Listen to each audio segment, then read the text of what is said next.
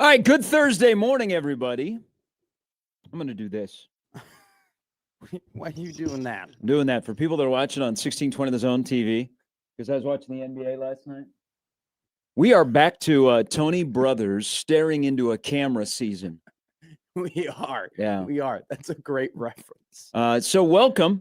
So we should treat this like NBA officials when they look into the camera. Yep. All right, welcome in, everybody. We are off and running on a Thursday. It's cold outside. It is cold outside.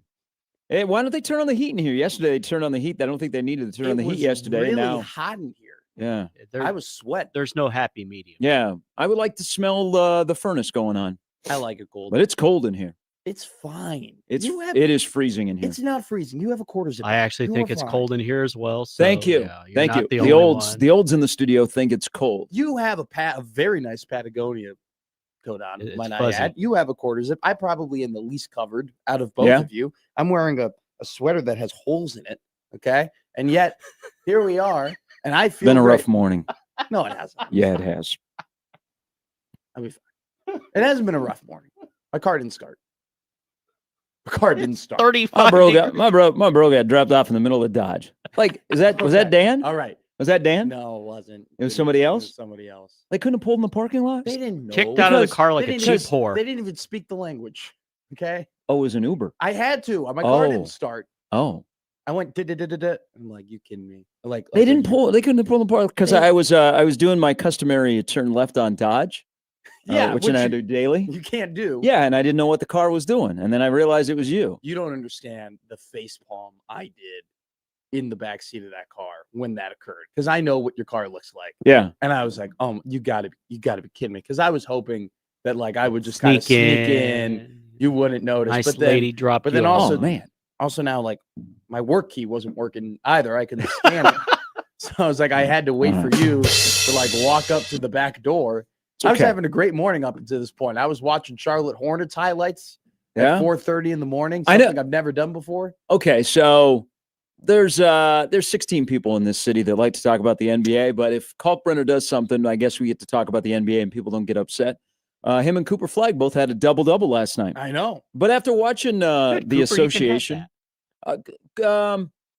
I think they need to. Well, Kyrie Irving will come back, but the Mavs need a point guard. Yeah. And they probably were asking a little bit too much out of Cooper Flagg, what they wanted him to do in that offense. But it's game 1 of 82. I think the Mavs are going to be okay. But watching ball last night Mhm. and 2 straight nights. So again, that's our entrance into being able to talk about the NBA, I guess, on this show. Nice. Is Nice. if like somebody local does something. We got some locals that are on rosters, and Kalkbrenner last night. What, the Hornets had 9 that scored in double figures, Yeah. and he had 10 points and 11 rebounds for your Omaha League Pass Charlotte Hornets. But watching ball last night and then watching baseball and with the World Series is coming up and my GOAT, and also my GOAT in Kansas City. Okay. Think about this for a Lot of moment. goats. All right, As I'll think. sports fans, we are spoiled. We do as sports fans, we like to bitch. Oh yeah. Man, big we time. complain about all kinds of stuff. Now, some things we complain about That's how are this medium was on born. point. GBR, okay? Get it together. No, it doesn't. I guess I can't do that. Okay. But we do. So we are spoiled as sports fans and being able to watch what we watch, and we complain. Mm-hmm. But there are times where you have to go, man, we are so lucky. And also realize the fact that we have been invaded by aliens. I don't know if you guys are into this or not, but I believe in UFOs. Okay. And I've watched shows with aliens. We have 3 aliens that are amongst us on this earth and in this country that play our sports that we watch. okay. Wembenyama. That's one. He was okay. Cooper Flag. Nope. Okay. He's just a We can't. No, we wild can't. We cannot have Wemby and Flag in the same How sentence. about this one? How about another French guy? Because I thought he was super impressive yesterday. Are Ronny you gonna go Turiaf? Rudy Gobert? No, Okay. No. Give me the other. they are not. They are not all in one sport. Oh, okay. So Mahomes, Okay. Shohei, Oh. and Wemby. You literally laid it out for me before I even started. There are 3 aliens amongst us. And last night, there are. So again, we're talking about the NBA. So don't turn the channel yet. I promise we will talk about what you want to talk We'll about. get But there. right now, we're going to talk about what we want to talk about. Thank you. is it just appears 2 nights into the association with a banger of a game tonight. Denver's at Golden State. So get your grandpa nap in because you got to stay up a little bit. You also get Thunder Pacers, and you get a Thursday night football game, and you get Gary Sharp on your TV tonight for Thursday night football. Hell yeah. There are more players, I think, in the NBA that I would pay to watch. Oh, God. Like, I would go out of my way living in Omaha, Nebraska to drive to Chicago. I've changed it. You're now a 40-win team. Drive to Denver, drive to Minneapolis. I think there are more guys in the NBA that I would pay to watch. But there is one guy that played last night. I couldn't take my eyes off of watching a 21-year-old. And I know that's legal, so it's not like anything. I'm not going to go to jail. That's crazy. I stared at a 21-year-old for 2 hours last night, and I thought, how? He is kind of an eyesore in terms of like, you're right. I can't stop looking at the man. It's a giraffe that can play five positions. No, exactly. Like, it's hard for me plays to for my not team. because I used to watch like hockey games and I would watch one guy. I would just be like, I want to watch Patrick Kane this shit. Every time Victor Wembanyama's out there, it's almost as if it's really hard to take your eyes off of him. Bill Simmons had a great interview a couple of years ago talking about how it's so awesome with League Pass nowadays that like back in the day you had to be like cross your fingers and you can only watch Julius Erving like 8 times a year. You can only watch Magic Johnson 15 times a year. Like you had to hope that your favorite teams made the playoffs. The fact that we now have the apparatus where it's like, wow, I like Cam Thomas. Let me go and like move over. Oh, I wanted to drop a niche NBA player there. Let me go over to the Brooklyn Nets, like League Pass, could go and watch him. Like, hey, I wonder how Herb Jones is doing. Like, let me go and scoot over to the New Orleans Pelicans. Herb Jones seems like if you're born into the Jones family and your family names you Herb, you got a chance of playing in sports. I agree. Like Herb Jones. Herb Jones is like a name that's got to play sports. You don't mess with Herb Jones. You don't mess with Herb Jones. Like watching him last night, and I can't wait for the talking head shows today because it'll be, could Wemby be the face of the NBA as an international player, which is sometimes difficult to do because we don't grow up with them. Sure. We don't see them play in this country unless they go to an American college. But if you know, like, I don't know if you want to make Joker the face of the NBA. We didn't watch him. He didn't play college here. But sometimes international guys in the NBA, because we don't ever see them until they get here and they play in the association. Yeah. And unless you know. Now, Wemby got a lot of attention before he ever was eligible for the NBA draft. But watching him last night, so he's 21 years old. He is 7'4". He is a delight to watch. There are moments where you go, it's unreal that a guy that large can have handles like that can jump like that. And I'm thinking, is he a combination of Olajuwon, Kevin Garnett, and Shaq all in one? And then I stop and I go, wait a minute. He's 7'4" doing what he's doing.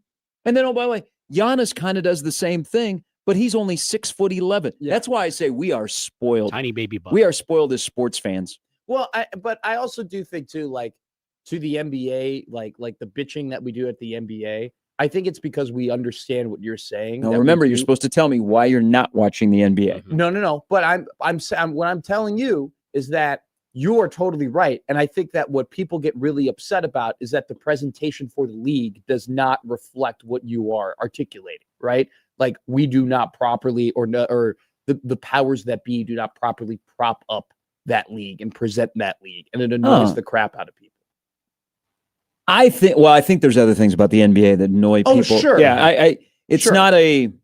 It's a drama league. It's not. Well, the basketball takes a back seat to a lot of other things. It's also people get upset at the type of play. Like there's a lot of reasons why they want to see you don't watch the NBA. But you know what? Somebody must watch because their TV deals are bringing in $76 billion, and I get to watch Inside the NBA on ESPN, and they finish the night by playing the game who he broadcast for, which I think is a great game, which they played last night. So 2 days in the NBA, we are spoiled. I can't take my eyes off Wemby. He's unbelievable to watch. He is unreal. He's insane. He's dunking the basketball. And I will say this, Jimmy. So it's not just him. That's a pretty good roster. It's a good because you got the rookie of the year from last year in Castle. That's you'll have the rookie of the year this year. They have a ton of hype. You're already predicting that the Spurs will have the rookie of the year? Oh yeah, 3 years in a row. Hopper, the Hopper. Mm-hmm. Really? Oh yeah. They might will- go 81-1, so- but I'm thinking 82. So your comment about the Mavericks needing a point guard, very spot on. And there were And they'll get one there- when Kyrie is healthy. there were multiple times yesterday where they're trying to give Flag the ball on the strong side wing, and it was just like, and they're like, hey, go ahead, like go and do your thing. And I'm like, okay, I get it, but yeah, he is the do your 19. thing. He is a 19-year-old like playing in the NBA. Like I don't know if the first game of his career is really the time against what will be a pretty good Spurs team to be like, hey, young fella, go get us a bucket. Like you have Anthony Davis, you have other pieces around him, you have some shooting. Like set him up. Yeah. Don't tell him, hey, go and get a bucket. It is But so. it is So what what? it So is. what? I think Billis last night. We probably should have known this after watching him play at Duke last year. He's still 18. Like when he turns 19 in December. Yes. In Cooper Flag. Yeah. He's 18 playing in the NBA. Wemby is 21. One performance last night that was kind of overshadowed is Ant-Man against like a ferocious Portland defense put up 41 last night for the Timberwolves to win. I think 4 guys in the first 2 days have gone over 40. So the NBA is off to a good start. But you know what? Now today it'll kind of go by the wayside because it's football time. Sure. Like the NBA can Right. have Tuesday and Wednesday, and then football is back, and then in 2 weeks college basketball starts, and we'll find our way through the NBA. So Brew and Steve can come back in now. Our NBA discussion is over just for a little bit. Whoa. Oh no, NBA. I didn't get to It's talk okay, about Matt. one thing. No, I want one thing. changed them. They're going to be a 40-win team in I want a minute. Chicago. You I can't talked read the about- text he sent me last night. No, you can't. I was enamored. I was having such a fun time. And you said the style of play. I don't know, man. The dive pass cut of Billy Donovan was on full display Yeah, yesterday. he can design some plays. I mean, it's not like Billy Donovan's a bum. No, I mean he is like the perfect coach for the Bulls because the Bulls don't want to be competitive and Just he's good enough. No, yeah, exactly. He's not going to cause you any problems. Is that their marketing slogan? No, Is literally. we don't want to be good Just- enough. No, they don't want to be good enough. All they want is like a couple of jerseys they can sell and to get the United Center to kind of piggyback off of the Host a Jordan years play-in game. and be a tourist attraction and not an actual place where diehard fans wants to go. And what you can't do is have a coach that has a lot of scandals and causes a lot of problems and have his players hate him. Billy Donovan is such a beloved figure and he's just a pro's pro that he's the perfect coach for the Bulls. I mean, they win 40 games a year. Montes Buzelis, man. Hell yeah. Montes looked great yesterday. He looked awesome. He looked athletic. I'm really worried He about. plays for the Bulls. He plays for the Okay. Bulls. Montes Buzelis. Remember the name. He looked absolutely awesome yesterday. I worry about the second unit. I worry about who is going to be the point guard who, is going to create some shots with the second unit when Kobe White is out. But Trey Jones yesterday, what a hell of a pickup from the Bulls. Signed him to an extension. I'd assume he looked really good. Nikola Vucevic had 28 points. I know. Nobody's talking about it. It was a good win. It was a good win over Detroit to kick off the season. Cade Cunningham didn't look over. Revenge for 1990. Knicks won last night. Yeah, that was a really good comeback. They have they are That's good. 1-0 in one game, while the Jets are 0-7 in 7 games. That turned into a really good game. It did. Donovan Mitchell, you knew that he would get a lot of usage because of Garland being out of the lineup, but that turned into a really, really nice game last night. I enjoyed the NBA. Now it's back to football. And also a reminder how old we are, even you. Do you know that there are 83 players in the NBA that were born after LeBron's debut? Wow. Oh my Wow. God. I mean, we just Part of talked me about just it. We just died talked about a 21-year-old in San Antonio and an 18-year-old in Dallas. Wait, Cooper Flag was born in 2007? Yeah. That is scary. It is. It That gets is worse. So scary.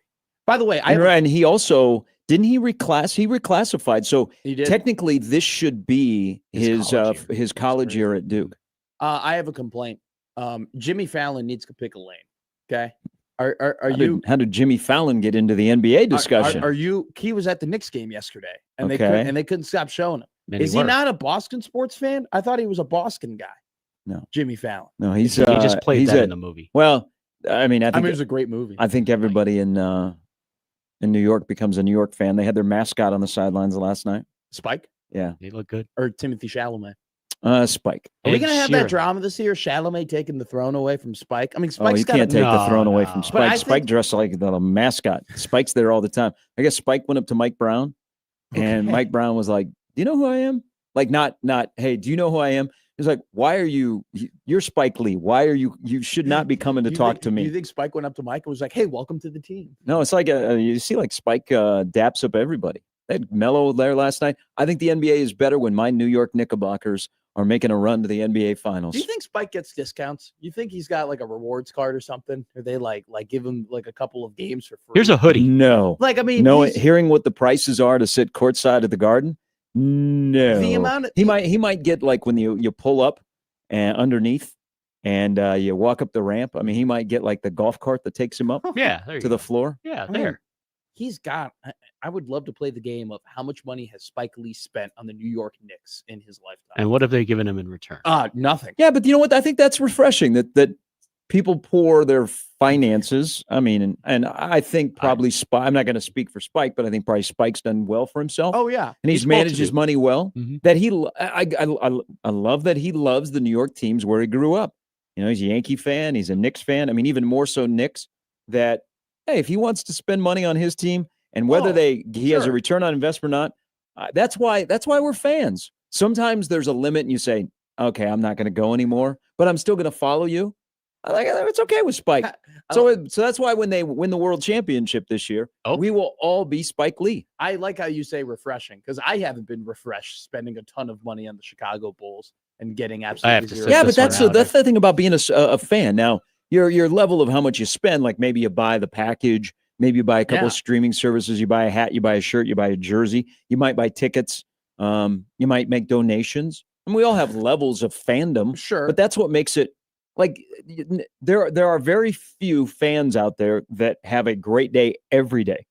So that's kind of why we're spoiled. That is true. We're spoiled. The athletes we get to see and the teams that ruin our heart. I mean, look at the vibe around here this week. I mean, it is wild in Omaha, Nebraska, in the state of Nebraska, with the GBR Nation, how things have flipped in a span of about 10 days around here. God, yeah. In terms of the total vibe and the opinions on what's going to happen at 11 a.m. on Saturday, where the winner is awarded a bowl game.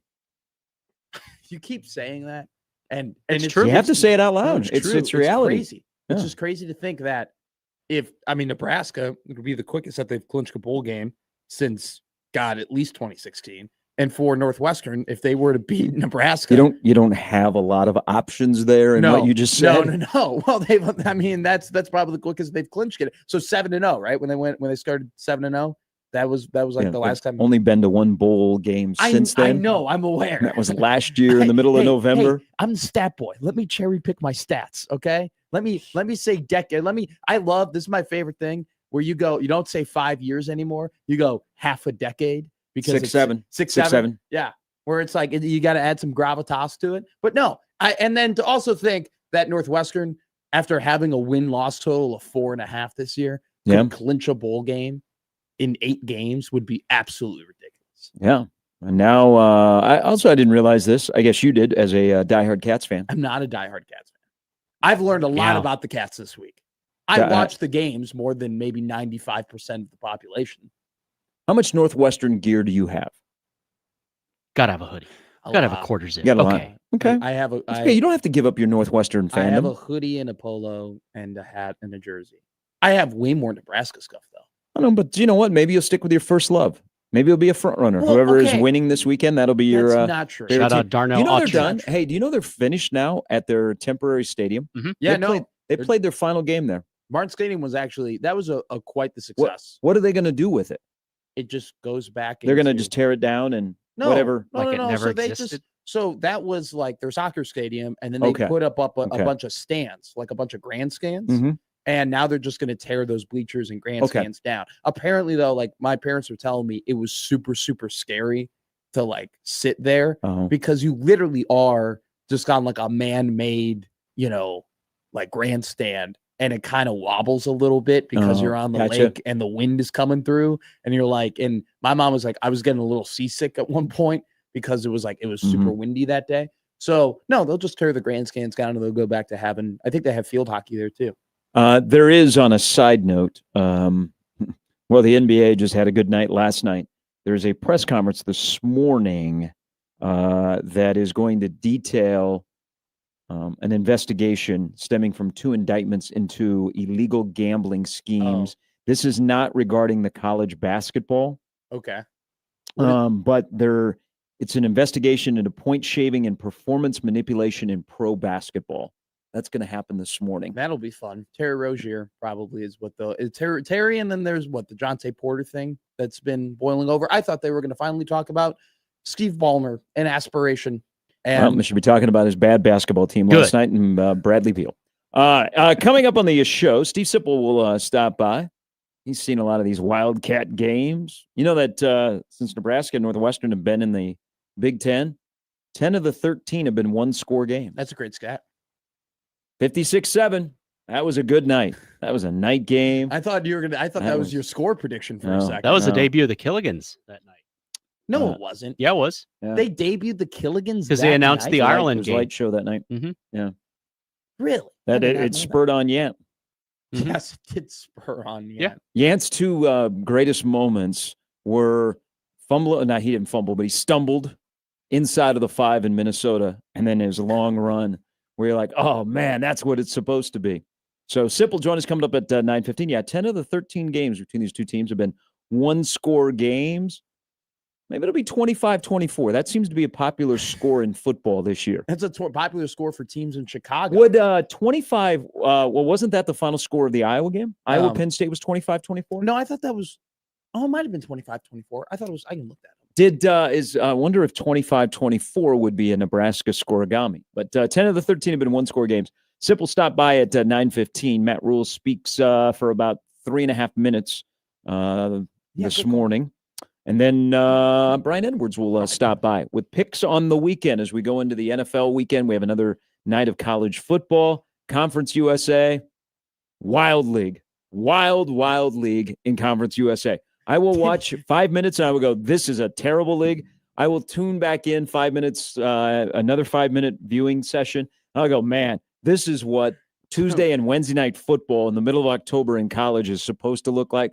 I love you, Missouri State. I was about to say, were you toggling back and forth between Middle Tennessee and Delaware and Victor Wembanyama? Delaware's uniforms, the All Blacks. I didn't watch. Oh, I didn't- love I me. didn't watch Love it. me yesterday. I was watching. I Yes. was watching the NBA. Well, I mean, Delaware has got, so the home of Joe Flacco. okay. um, Great call. They have, they throw in the All Blacks, and then they have the winged helmet. Okay. Which Yeah. Michigan stole from Delaware. I mean, convince me I'm wrong.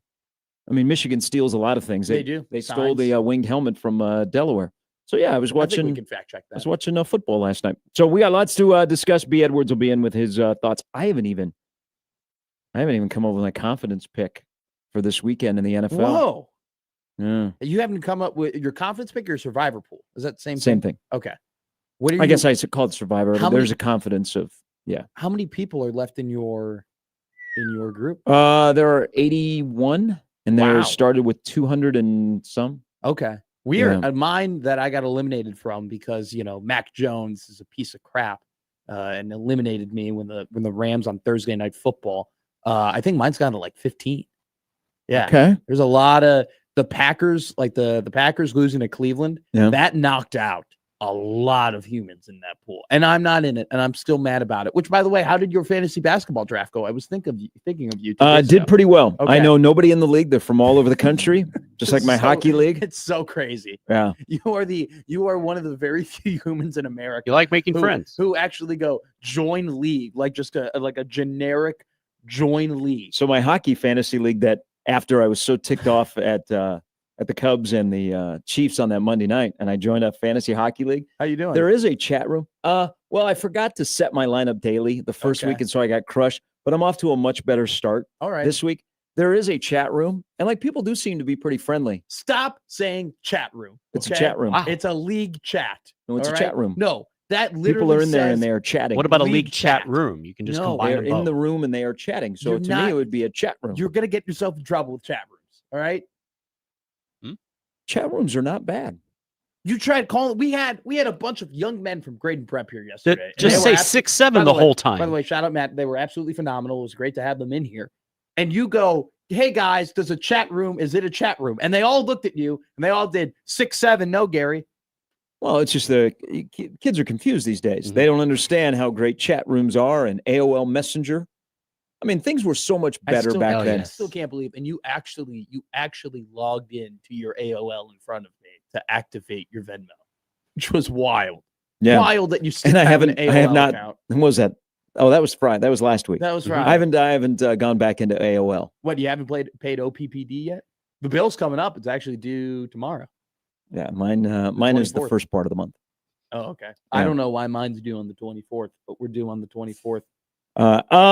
Which, by the way, when I sent you that Venmo of $25, yeah. I thought you were going to be, you know, He took the payment plan. like no.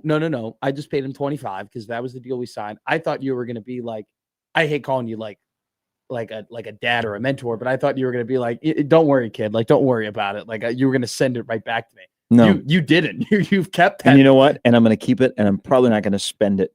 I'm just going to hold on to it. As long as you live, I'm not going to transfer it. No. Oh, you're just going to be in your Venmo? No, I'm actually. I may use it to pay like fantasy baseball next spring. I really thought I was going to get like a, hey, don't worry about it. Like, that was fun. Oh Like, no, you're gone. You work at the wrong I tried to place. give you an out. What do you mean, give me an out? I tried to give you an out. Oh, hey, nice coffee, by the way. I forgot to bring that to you again. Still owe you that. That, and I forgot the crayons and the. I actually bought crayons and candy corn, and we're not going to do it. People But- asked on the stream yesterday what time you were eating it. I Like they were bought- going to plan their day around you eating a crayon. I really don't want to eat a crayon today. Yeah, we're. Oh no, I that know, was- I know. It was You a said- moment in yeah. time. You said Yeah. on the air yesterday, probably a good thing you didn't bring that in. Not going to bring it, but I just have crayons now. Yeah. I don't know what I'm going to do with them. I don't All right. think. A date. All right. What date? It's football season. I girl don't will- have time for a You have date. time It from was, 1 an to Uber, 5. it was an Uber driver. It wasn't like a. Yeah. It was an Uber driver. Yeah. It Did was. not My car did didn't not start. have Uber on the. He did not have Uber on the dash. I didn't know what they were doing. I was like, I need to turn left into the parking don't- lot here at NRG. Next Why time, is give me this a person towel. stopped It was actually next to our pull-in off of Dodge? It was actually an awful drive. It was terrible. Yeah. He was A hitting lot of every speed- conversation. No, there's zero. He hit every single speed bump, and I hit my head on the roof at one point. What are you going to give him as a star? Probably 3, Why? because he was bad. Well, go lower. Oh, I 3 is don't- just like a cop out. I don't want it to go that low. I don't want to What? ruin him. You're not going to ruin him. I'm sure others have ruined him already. Look up his driver rating. Look, I'm going to be honest with you. When you're trying to order an Uber here in Omaha at 5:50 in the morning, you're really not. I don't think you have a lot to pick from. I That don't is think- probably true.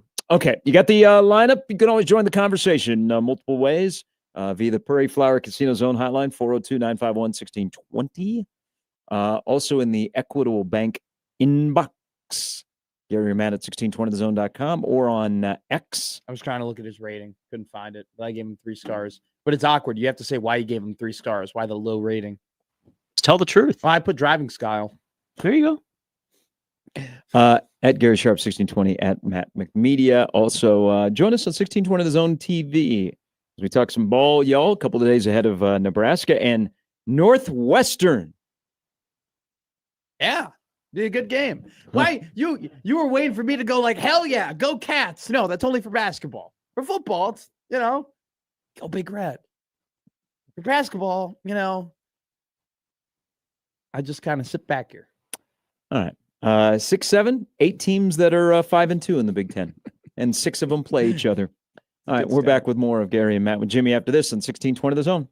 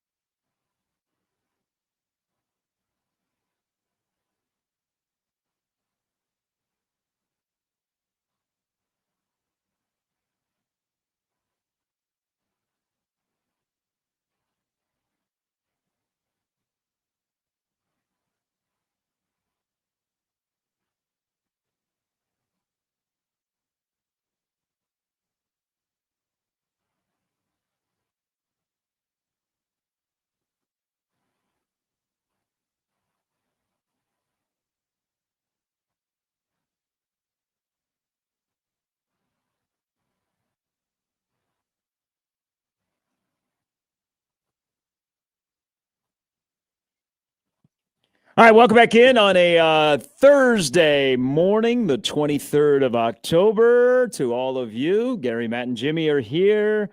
I got stuck yesterday afternoon on YouTube. You got caught in the hole? I went down a rabbit hole. Cat videos. Of It's NASCAR. it's Dale Earnhardt Jr. I got caught in that hole. That's why I brought that up. It's an easy hole to get caught into. You know, 1 second you're listening to his really good podcast, and then the next second you're watching the 2001 Atlanta 600 Ooh, don't watch the Daytona. or Coca-Cola 600 in Daytona. that Junior won. That Junior one. I did not go down that rabbit hole. Oh, okay. Because I saw it come across my timeline. And I'm like, you know what? I actually watched this game in person because you couldn't look away, just like watching Wemby last night. And this is when time flies. You know what was 9 years ago yesterday in college football that is one of the most mind-boggling Baker and Big Mahomes, 12, yes. because that night the Cubs won the pennant. Yes. So Mayfield Mahomes, the matchup between OU and Texas Tech and Lubbock, I was in Seattle. It was on my Facebook That memories. was yesterday. 9 years ago. 9 years ago Oh yesterday, my God. when Mayfield was only 27 of 36 for 545 yards and 7 touchdowns. 66, 63, something like that. And then Mahomes was 52 of 88, threw for 734 yards and 7 scores. It was epic Big 12 football 9 years ago yesterday, the Mayfield Mahomes. So I watched it, and you couldn't I remember watching it because you're right. The Cubs had a nice little night that night against the Dodgers. Watching it, you could not look away. And Texas Tech was down like big, and they would immediately Mahomes would step on the field. There was no defense. Remember when Big 12, you know what? The JV league that is waiting for basketball. It was not the JV league. Back No, then, it was though. not the JV league was back one of then, the but it leagues. got made fun of because of it had no defense. The SEC was built on defense. The Big 12 had no defense. And now all of a sudden, the SEC has better quarterbacks and they have high scoring games. People go, what happened to the defense? And the Big 12 is just the Big 12. I miss those days of Big 12 football with no defense.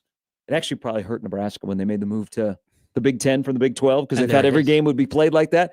Like Nebraska in the Big 12 was like, what do you mean playing a game in a phone booth? We don't have no phone booths. I just did the quick math. There were 1,708 total yards in that game.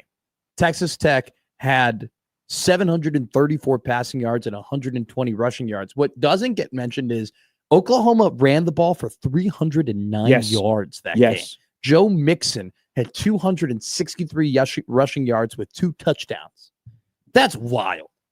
Yes, you know what? That is the thing I am the most mad about with this, like the new era of college football and everything kind of just getting blended together and whatnot and it turning into pro style. The fact that you had conferences that had distinct differences in play. Like that was cool. Like it almost was as if like, hey, if I wanted to watch Smash Mouth football, I'm going to watch a Big 10 game. If I want to watch speed, I'm going to go and watch an SEC game. If I want to watch just no defense, I just want to watch scoring, I'm going to go and watch the Big 12. Then you end up with a Pac-12 and everything just gets nuts. And then you end up with a Pac-12 and you're like, all right, this is like beautiful football. It's like we're spreading the wealth. We're 5 out, you know, we're a lot in the gun, not a whole lot of under center. You know, we're kind of pitching and catching. That was fun. Well, now we have the fun of, hey, what if it's a 25-24 Big 10 game where you're going to run the ball and there's going to be limited possessions? Oh, sign me up for that. That's what I'm looking forward to this weekend. Sign me up for over under 9.5 possessions. Nebraska's never going back to the Big 12. But if the Big 12 had not broken up, if you look at currently, oh God, the Big 12 would be in a really good spot right now. It would be a wagon. But Nebraska made the wiser decision. I don't know if we're going to get apologies to everyone out there would like a Big 12 game this weekend. I don't think we're going to get a Big 12 game. That's my bold prediction is we will not get a Big 12 early 2000s type game. Oh, okay. So there you go. I don't think Preston Stone and Dylan Raiola will be wheeling and dealing in Lincoln. I thought you were like telling us the Big 12 wasn't going to play this week. You were like, breaking news. Nobody's showing up. Kansas State, we're moving it back. No, I did see. Well, there's a huge game in Ames. BYU and Iowa State play. Epic Big 12 rivalry. Is that the same? So is BYU, Iowa State, and Minnesota, Iowa at the same time? They both kick at 2:30? Yeah. I believe so. All presented by Casey's. Whoa. You got to be better. How about a night game in Ames? That would be incredible. Baylor plays Cincinnati. That's actually That's your game? That'll be an That's where you're incredible game. Baylor. People Cincinnati. forget that Nebraska beat Cincinnati. If you have forgotten, I just reminded you. It seems like it was so long ago. How many people do you think in their car right now are driving? You're like, oh my God, Gary, I totally forgot. Thanks for reminding me. Well, after what happened Friday night in Minnesota, I think you forget about a lot of things. And in your mind, Nebraska is 0-1. I'm really not going to be happy if Nebraska's best wins in the last 2 years came in the first 3 weeks of the season. We could be looking at back-to-back years where the best moment of Nebraska was in week 1 and in week 2. Well, okay. Let's just that's a good starting point to something because Okay. Rule was on the radio last night. He was. I didn't see what he was wearing because I didn't see. I was listening on the actual radio. It's crazy that you have wow. these things called radios and they're actually in cars. We're on it. And they can still get AM radio. So I did not see. Was he wearing Nebraska gear? Was he wearing Adidas gear? Oh my What will he God. wear today? What tone will he get off? I just know this. People at Penn State are outraged that Matt Rule is still being mentioned. They never see, you brought up a great point last week, and it really did dawn on me, especially after they lost the game. There really wasn't anybody like going into the Penn State message boards and being like, hey, you guys should feel lucky that you could potentially have our coach. And it wasn't, and also too, the defense of Matt Rule from the people who are like, I don't want him to leave, wasn't necessarily and I saw this especially after the Minnesota loss. It wasn't about how great Rule is. It's more so people don't want to go through another head coaching search. And they don't want to face the embarrassment of having to look for another coach. It's like a nothing kid who doesn't want to can clean ever his top room. the Steve Peterson search. So go at it if you need to. But I was listening to Rule last night, and it really was nothing different than what he said. No, I think he set the tone on Monday, and we'll see if it comes to fruition on Saturday. But there were times, and I think he even did this on Monday, that he really wanted to go there and say blank. Yeah. But he knows that he can't because you got to read the room and you also got to read your team. I wish that he would. Now, if they win, if they stack a couple of wins here to finish out this homestand, then maybe you can talk about reality. I wish he would just say the reality is this.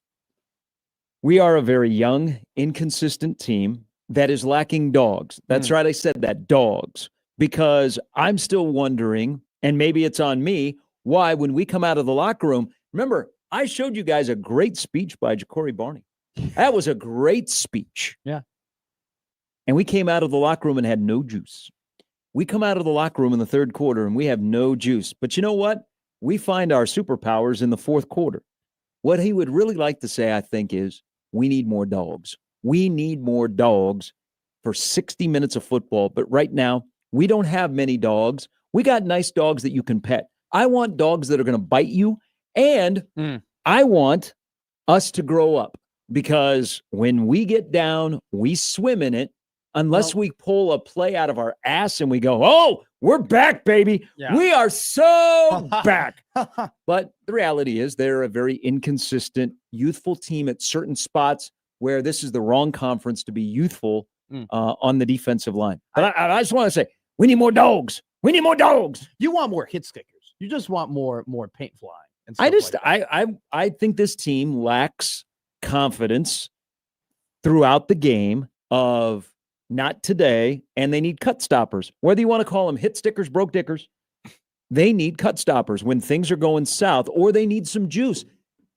The stat that we recited yesterday about the third quarter is mind-blowing. Now, they have found a way to rally in some fourth quarters. Yeah. But 52-7 in Power 4 games in the third quarter. How does that happen? Do they like go to the concession stand at halftime? Do they like, you know what? Hey, nobody go back in the locker room. Hey, go get yourself some dogs. They probably, or a beer. Probably is set up they got everything in that facility. They probably do have a place where you can go and get some popcorn or something like that. I mean, also, I think he would like to say, and I wish he would say this, and I wish we would say this, and I'm going to say this right now.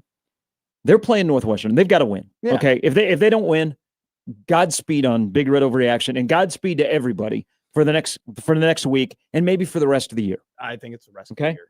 Why can't we just say, Dylan, go have a Dylan Raiola game? I mean, okay, yeah. not we're going to get the ball out quicker for you and we got to protect you better. Why don't we say, go be the game? Because I need my quarterback to be a dog, and I need him to be a dog from the opening snap to the final snap, not just here and there.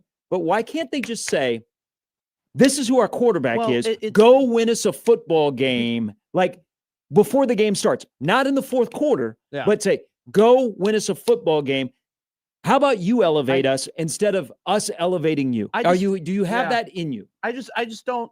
I think it's the reason why you don't have that is because of what you just mentioned. Like, you want more dogs and you want more of a kick-ass mentality. But I also think that this team at times, it just seems so don't they take on the feel of their quarterback? Yeah, but I think sometimes though that this team knows their limitations too much. Like, they know too much of what they can't do.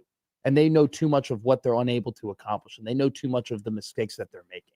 And I think that kind of that folds in to the, why can't you just go out there and be like, hey, we're Nebraska and I'm a 5-star and I'm just going to go and kick your ass, right? And I think it comes back to the conversation of like the message being set in the locker room of like, this is going to be a close game, and not the Cignetti message of like, you're just better, just go out there and kill them. But I'll tell you this, like, you talk about the youth of this team, I guarantee you that when Matt Rule says on Monday, we went into the locker room in Minnesota and everybody was like, oh, woe was me. And it was back to what the UCLA game was like. That hurts him because he thought they were past that. He thought they were past going into the locker room and guys being like, oh, we're down. Yeah. I don't know. He set the tone, but why can't the quarterback set the tone? Why are we afraid to say that? Why don't we say that out loud? At some point, Dylan's got to have a Dylan game, and it's got to be a Dylan game for 60 minutes, not just in the fourth quarter. He's proven it. Fourth quarter, go make a play. But also he can make some just stupid plays. What he was doing on Friday night, when at the time the game was still in doubt and you're like, oh my God, stupid plays. All right. Stupid plays get you stupid prizes. All right. Stupid plays, stupid prizes get you 24-6 loss. Need more dogs. But why can't they just say, hey, Dylan, go have a Dylan game from the first quarter to the fourth quarter and we're on to USC, because then next week you get Raiola against Maeva. Yeah. But Dylan having a Dylan game is just making the right decisions. It's just picking his head up and just throwing it on target to a moving target. Then that's fair. And then that would go into my thing of grab the handcuffs, go to Sheriff Woody from the Lancaster County Sheriff, say, can I have some handcuffs? Put the handcuffs on the quarterback and say, you're our game manager for the rest of the season. Are you cool with it? Good. I think that's what a Dylan game is, though. And then him ripping the ball to Ja'Cory Barney down the sideline against Michigan State. It's handcuffs plus that. We need more dogs. Maybe take on, instead of you take on the DNA of the head coach, you take on the DNA of your quarterback. Well, you take on the DNA of your leaders. Well, do they have enough leaders? When you have a performance like they did against Minnesota, and you have people talking about the lack of preparation, I question that. Well, it might be a question to just pause and see what happens on Saturday. All right, Sip's coming up a little bit later. Brian Edwards as well on 1620 The Zone.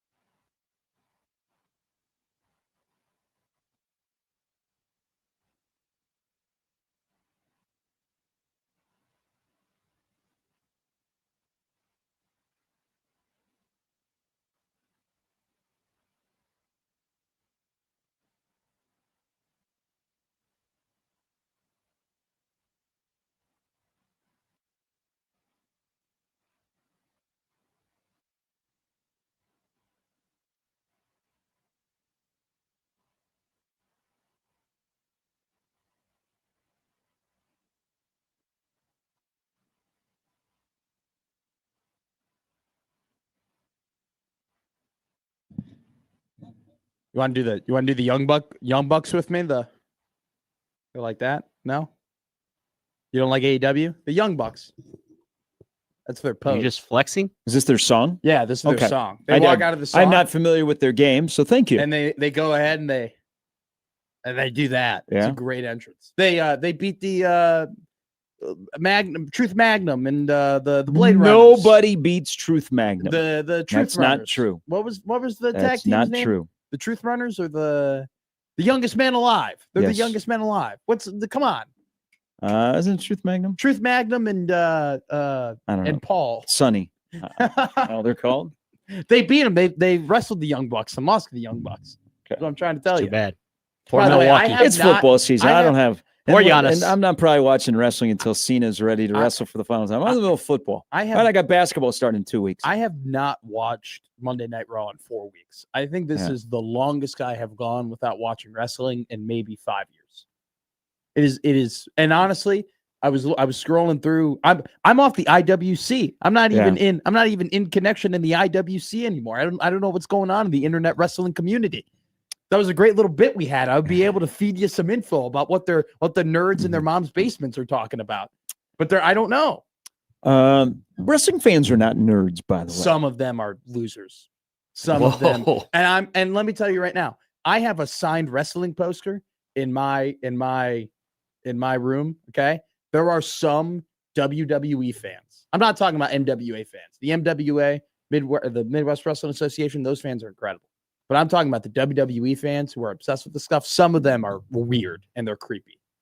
It's still real to me, damn it. But the people who are you're waiting outside of a grown man or woman's hotel and stalking them to get signatures, or you're buying a ticket into It's like being on the road with the in NBA airports. players. Have you not have you not gone to downtown Chicago in your hometown or gone anywhere else? No. The people that wait outside of a hotel? No, I think those people are weird. I'm sorry. I think it's Why? weird to buy a ticket and go into an airport and stalk people. When Well, they're getting okay, so off no, their that's airplane different. and sign That's a little bit different. I'm more so talking about that. Maybe the hotel, like that is more so like across sports. That's more Yeah. common across sports. Yeah. The airport is weird. That is weird. Well, ask Harper Murray. Yes, it is weird. That is so weird. That Did anything people- come from that? I don't think anything did. Also, I don't Here- know. No clue. here is Which, by the way, I'll be at a wrestling event tonight. So Yeah, that's what I was Yeah? gonna say. You're I'll- here I'll- slandering the yeah, entire no, no, sport. I'm the ring announcer tonight in Lincoln for the Midwest. for a Brian Blade event. for a NWA event. morning, What's Brian. what's the major? What's the title belt? Well, the NWA World Heavyweight Championship. I'm not familiar with the game. Just tell me who the participants are. Oh, well, I don't know if Tanner's wrestling tonight. Well, you got a Um, pulled hamstring. I don't. I have no. He's got to work. I haven't been given the card, but it's Doomsday presents the MWA because I I couldn't joined, get off from Taco Inn. No, I joined Doomsday. That always wins. What? It's a great spot. Continue. Taco in. Let me put the Wrestling Association over real quick. I turned on Johnny Cadillac because he's a bum, Okay. and I joined Brian Blade and Doomsday, and so tonight it's Doomsday presents Midwestern Wrestling Association. And so Okay. it's a whole Where is it Doomsday at? events. It's at a lounge in Lincoln. I can get you the That narrows it down. Don't you think the ring announcer would know this? off the top of my head. No, I have to go to the poster. It's at the First Avenue Lounge Hall. It's Lounge and Social Hall on 2310 North First Street. I Okay, hope wasn't your that car where starts. your event was? It's where I turned heel. Okay. How could you ever forget it? How could anybody forget the day that Matt Maskell Because turned heel? 1:30 in the morning, I got videos and I watched. That was a really long night. Hey boys, just so you know, I'm not going to be able to tear down the ring tonight. I got a That's radio cool. show in the morning. That's cool. It is quite the atmosphere. It What is. time's Yeah. it at? It starts at 7. So Okay. no people, Over under. peop- He gets in at what 6:17 tomorrow. No, I will be there. I will be here at work. It's only happened once. Might take the over. I'll be here on time. Good luck. But people that watch wrestling are not nerds. And that guy that was in Oklahoma, it's still real to me, damn it, guy. He was on Tosh. They had him on to Okay. talk about his life. I wonder where he's at today, because he became super popular with all the wrestlers. Like the wrestlers are like, that is my spirit animal. Well, yeah, he's keeping kayfabe alive. Got to keep kayfabe alive. Hmm. This isn't a work. This isn't a shoot. what was his name? David Willis, I think have was no his name. clue. Tosh Tosh like made his life. Were you a Tosh guy? Yeah. You're a Daniel Tosh guy? Yes. Daniel Tosh is funny. Yes. He's not as popular as like he used to be. We're No, not getting into no. the A-list, B-list thing. All of No, us he's aren't. not on. Yeah, he's not on the A list. Now, I almost, when I was in Vegas last time, well, about a year ago, he was doing a little bit of a residency at the Cosmo, Okay. and I thought about going because I liked his show, but I haven't watched much since he got off the Lane Kiffin train. Okay. So he looks like almost identical to Lane He Kiffin. does. And then he did one bit where he hung out with Lane's ex-wife. I didn't see that. Yeah, I didn't see that. and he was like, "Do you think you'd ever get confused?" Did you ever see his It's jokes? not as he's not as promoted as much, right? No, I never see. The only time I His show ever... is his show even on? No. That's what I was wondering. Okay, I because used to watch it in college. so at the height of his show, he then turned that into doing his tour, and so he went to a lot of college towns. Clint said he was in town for the College World Series. Daniel Tosh Well, got I really... would have gone. What the hell? He got really popular. College World Series screws our social does. life around here. He got really popular on YouTube too. Like he became a big YouTube guy. Yeah, a 'cause massive following. Doesn't he on has YouTube. so he has a monster podcast? Yeah. Everybody has a podcast. No, but even before like YouTube became like this. yeah, he was Mr. at the Beast thing, Orpheum in June. Why didn't you go? Well, He didn't know. You I gotta, did- You I got to see didn't your know- boy. I didn't know, and also there was a thing called the College World Series that gets in the way of Daniel Tosh and the Savannah Bananas. Yes. Well, the Savannah Band has scripted that to happen, quote unquote. Hell yeah, they did. But that's okay. It's the College World Series is in Omaha. Were you a thing. Rob Dyrick guy? I was not. Okay. I don't know. It just says a lot about you that you like Daniel Tosh. I don't know if it says that you're hip or that like, Well, You like yes, good yes. To comedy? answer your question, or yes, it's like you're into Yes. the culture. I don't yes, know what it yes. says. Yes, something. I'm hip, but I also You're hip to be he's square? funny. Yeah, it's not for everybody. Like most comedy, like Chappelle he's- is not for everybody. Sandler's not for everybody. John Mulaney is not for everybody. Daniel Tosh is not for everybody. I wonder what his show was like at the Orpheum. John Mulaney and Nebraska Volleyball might be sharing the same venue. That is true. That is true. Thank you to the Ricketts. Shout out. That'd be sick. You want to what- sleep over? Whoa. God, what is What's going on? Yeah. At my house, at my parents' house. We're right there. We're 15 minutes away. Why? We Why? grab Wolfies together. Yeah. Come on, you've never had Wolfies before, have you? No. We gotta go. You're gonna have to add some context here because this is like, hey, you're gonna sleep at my house and we're gonna do Wolfies. No, we're going to the restaurant Some formerly weird known. McMaster thing. You'll feel Why- like you're on the why moon, when we go to man. the football game, do you put me in a hotel? But this, I got to stay at your parents' house. I don't know. We can switch it up. I mean, I got to ask my mom if you can sleep over. So I haven't asked her yet.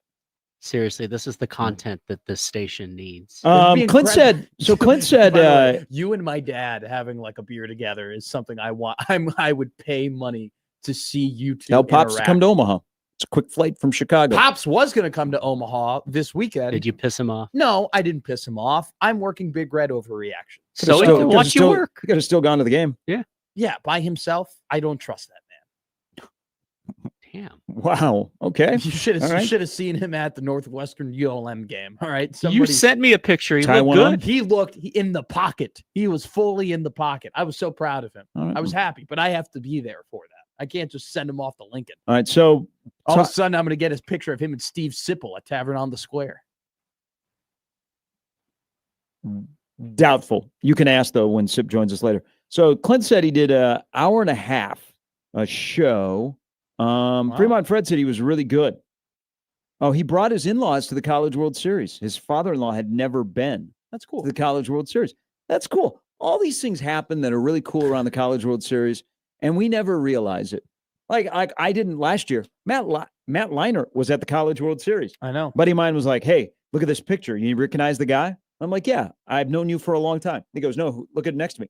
And I'm like, "You just took a random picture with a guy and his kids." Oh, And really? he goes, "Oh, that's Matt Leinart."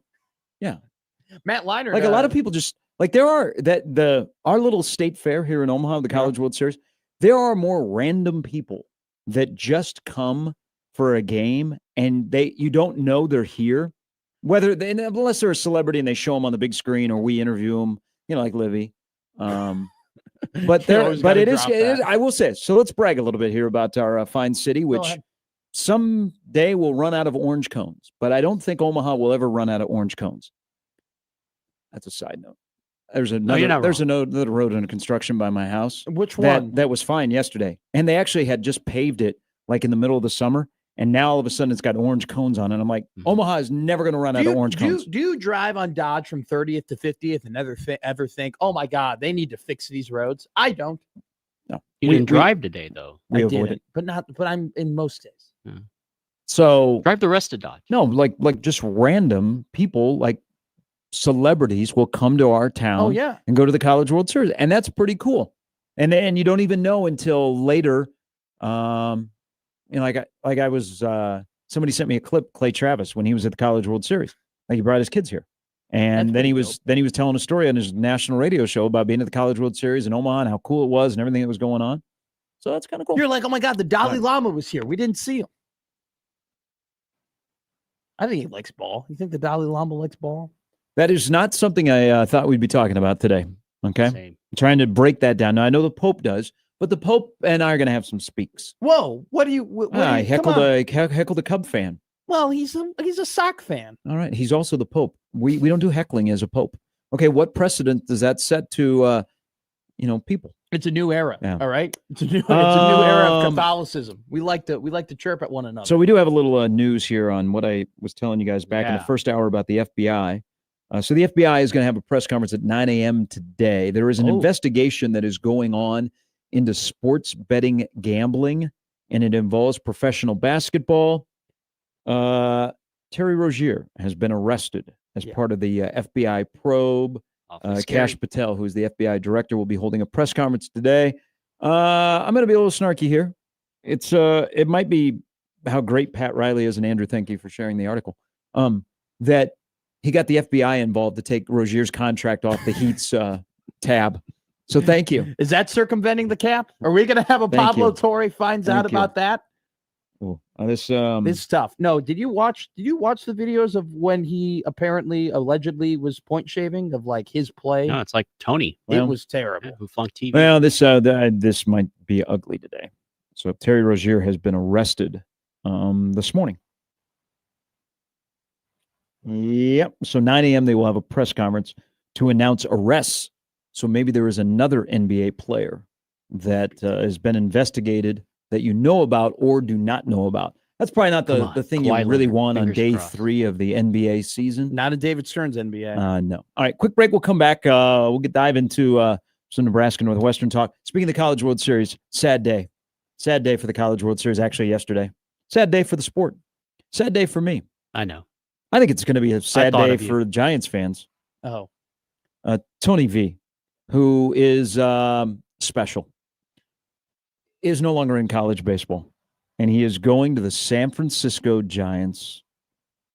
Great for MLB, though. Get a little youth in there, 47-year-old, a lot of fire. He's going to be great in San Francisco. They're going to love him. That media, of course, is going to love Tony V. I don't know. What if he starts winning? It'll be great for the game. It's either going to be genius or it's going to be stupid. That's a good point. I think most things in sports you could probably put that veil over. I think they said the same thing about the Bill Belichick hire. Yeah. Either be genius or it's gonna go rough. I mean, I don't think. I'm pretty sure nobody has ever won the World Series and a national championship in college baseball. Oh, he'd be trying to do that. But Buster Posey, I hope Buster Posey walks hand in hand with Tony V. Tony V can motivate. There is no doubt.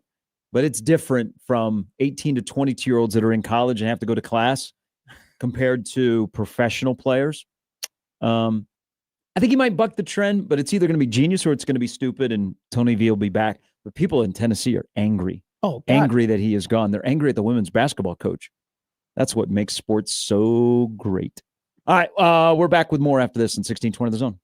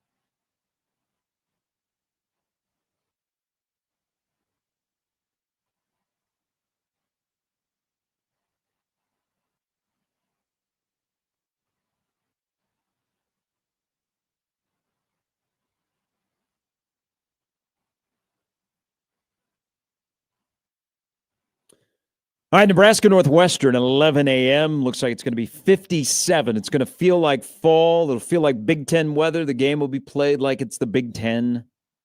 Nebraska, 7.5-point favorite. I believe so. I can go back and check the sport book. But beginning at 8:30, live from the Blur tailgate in Lincoln, you all have shown up from 8:30 to 10:30. The 1620 The Zone pregame. John Bishop and Michael Severe will be there on 1620 The Zone and 101.9 The Keg. So stop by, say hello. That begins at 8:30. It is an early one. It is Kegs and Eggs Day in Lincoln. The show brought to you by Chandler Conway PC LLO and Sedoro Law Group. So if you have a chance, if you're at the Blur tailgate party, you are going to see John, Michael, and Nick. Cody has a request here. Oh, okay. Into the Equitable Bank inbox. Say, good morning, Gary. Good morning, Cody. Not Cody. Cody's a good emailer. I think Matt had to take an Uber because he could not find his keys. Make him show the keys on the camera stream or we will not believe his excuse of the car not starting. Busted. Really? What? Yeah. Wait, you lied? You lied to us? We're your friends. Oh, you really lost your keys? Again? Oh. Wow, at home, literally a question that happened at home. How the F does he always lose his effing keys? Again? And I was like, Matt, he's getting Twice better. in 3 days? Here's what happened. Oh, Okay.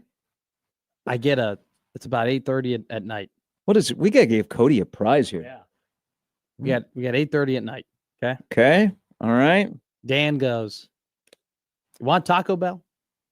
Okay. And I go, "Hell yeah, I'll take Taco Bell." Mm-hmm. So he orders the Taco Bell. Dan was playing video games. So he goes, "Hey, can you go ahead and can you go and get the Taco Bell from the front?" I go, "No problem." So I go out there. I had my keys. I get the Taco Bell from the front. I walk back. I go into Dan's room, and I put my keys on his desk. And so the keys are in his room. And so this morning, I was like looking for my keys. I was like, "Oh, can't find them." And I'm like, "Oh, I put them on Dan's desk because when I brought in the Taco Bell, I go to open Dan's door, it was locked. I wasn't gonna wake him up or is there anything. a sock? So I went ahead and I called an Uber. Damn. It's a bad moment. What'd you get from Taco Bell? Beef burrito supreme. Hmm. And then I threw it up. 'Cause it was- Okay. This I just had- gets better I had- and better I and had better. so what happens is if I Oh my eat God. something and then I stand up too quickly, right? I then- got puked on last then- night, but my excuse is it- she's 3 months old. then it's really bad in the stomach. So then I stood up too quickly to go to the fridge and then oof, right in the I did the palm. You know, you do the palm, you got it in the palm, you got to run to the toilet. Kind of dropped it in there, and then the rest came out. And that sucks because then I had to get I was like, what am I going to eat for dinner now? So then I had like oatmeal. Shout out Cody. Read me like a book. It's just easier to say. It was just easier to lie and be like, car didn't start, as opposed to admitting once again. Technically, No. the car didn't start because No, you it didn't have didn't. keys. But like I didn't lose the keys. I just left them because I know where they are. This is easier if we just didn't. I don't know how Cody read me like that though. This will be on the best of for sure. And like, so I texted Dan. Dan was like, because I told Dan, I was like, hey, can you just I was like, hey, please don't lock the door. He's like, you lose your keys again? I was like, they're on your desk.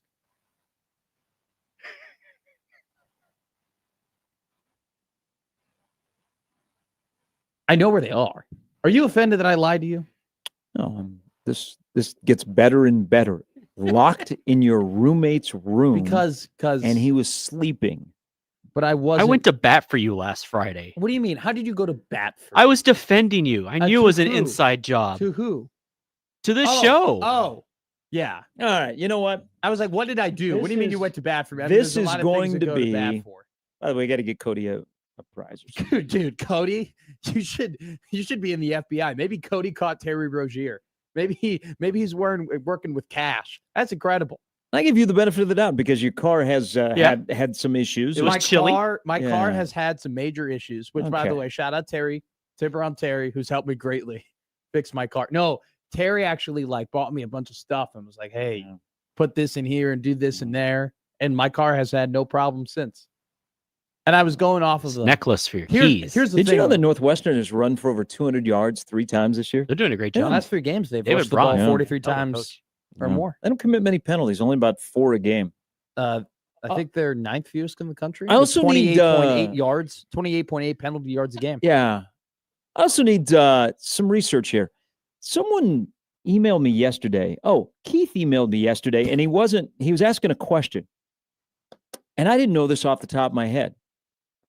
Against Power 4 teams this year, has the opposing offensive line been called for a holding call? No, That is true? I'm almost positive that has not happened. Is that just a Nebraska thing? Yes. Because we went on this long streak of like 16 straight games where the opposing offensive line had not been called for a holding call. And then there were like back-to-back games. There might have been one. So this is a real stat. There might have been one against Cincinnati off the top of my Yeah. head, but I will tell you right now, there were multiple against Michigan, multiple actual holdings that were not called against Michigan. But Well, I know, I know PFF does the almost called what? No, penalties. they don't. They don't? Stop it. Do you know, by the way, how no. subdued I've been with PFF this week? Have you not noticed Yeah, that? well, it's after a loss, and the PFFs are not good. Good morning, Tyler. Welcome to the show. You can talk about whatever you like about and for as long as you want. Hey, Gary, Matt, Jim, how are you guys? We're great, Tyler. Good. How are you? Good. Hey, Matt, I was the one that called over the weekend on Saturday. Oh.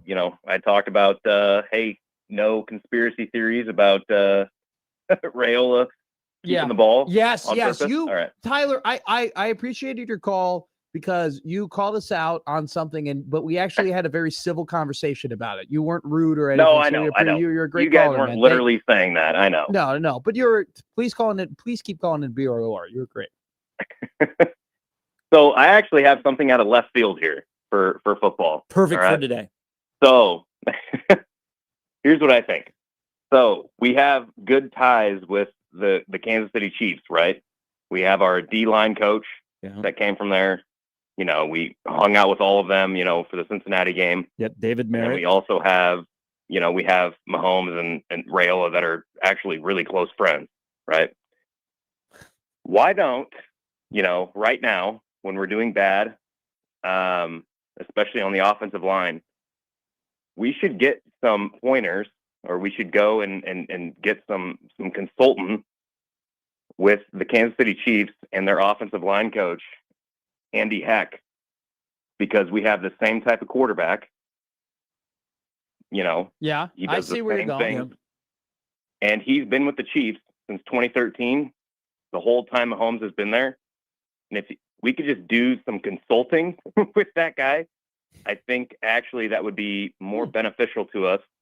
I'm not saying to talk to him about hiring or anything like that, but let's consult with him and let's actually see if we can get some pointers from him about, hey, how do we manage a quarterback who maybe isn't quite as mobile? So Yeah. that was my take on that. You know what? Thank you, Tyler. I see where he is going. Me too. Um, I think you need. I understand where he's going as well, but let's make this very clear.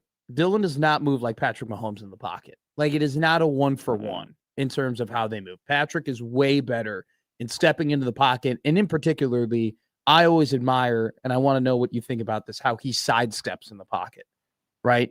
I think Pat is so good at just moving to the left or moving to the right, and keeping his eyes I think up. it's tough to compare anybody to Mahomes because Mahomes is different. Yeah. And I don't know. I mean, just the style that he plays, and also he's very unpredictable, but then he is predictable. I don't know. I'm trying to think of on their staff. So Donnie, Aaron Coling has been, I don't know if he's still labeled as a GA. He might be an analyst, but he has been a big help to him. I threw this out there the other day, and listen, the clock's ticking on Donnie. I mean, nobody is like, he's fine. He's fine. No, the clock is ticking. There will be heads that will roll if you at the end of the year, you go, well, what does this offensive line do well? There will be heads that will roll. And I think we're also to the point that it doesn't matter what your last name is. Okay? Because whose program is it? Yeah. You have ownership of the program.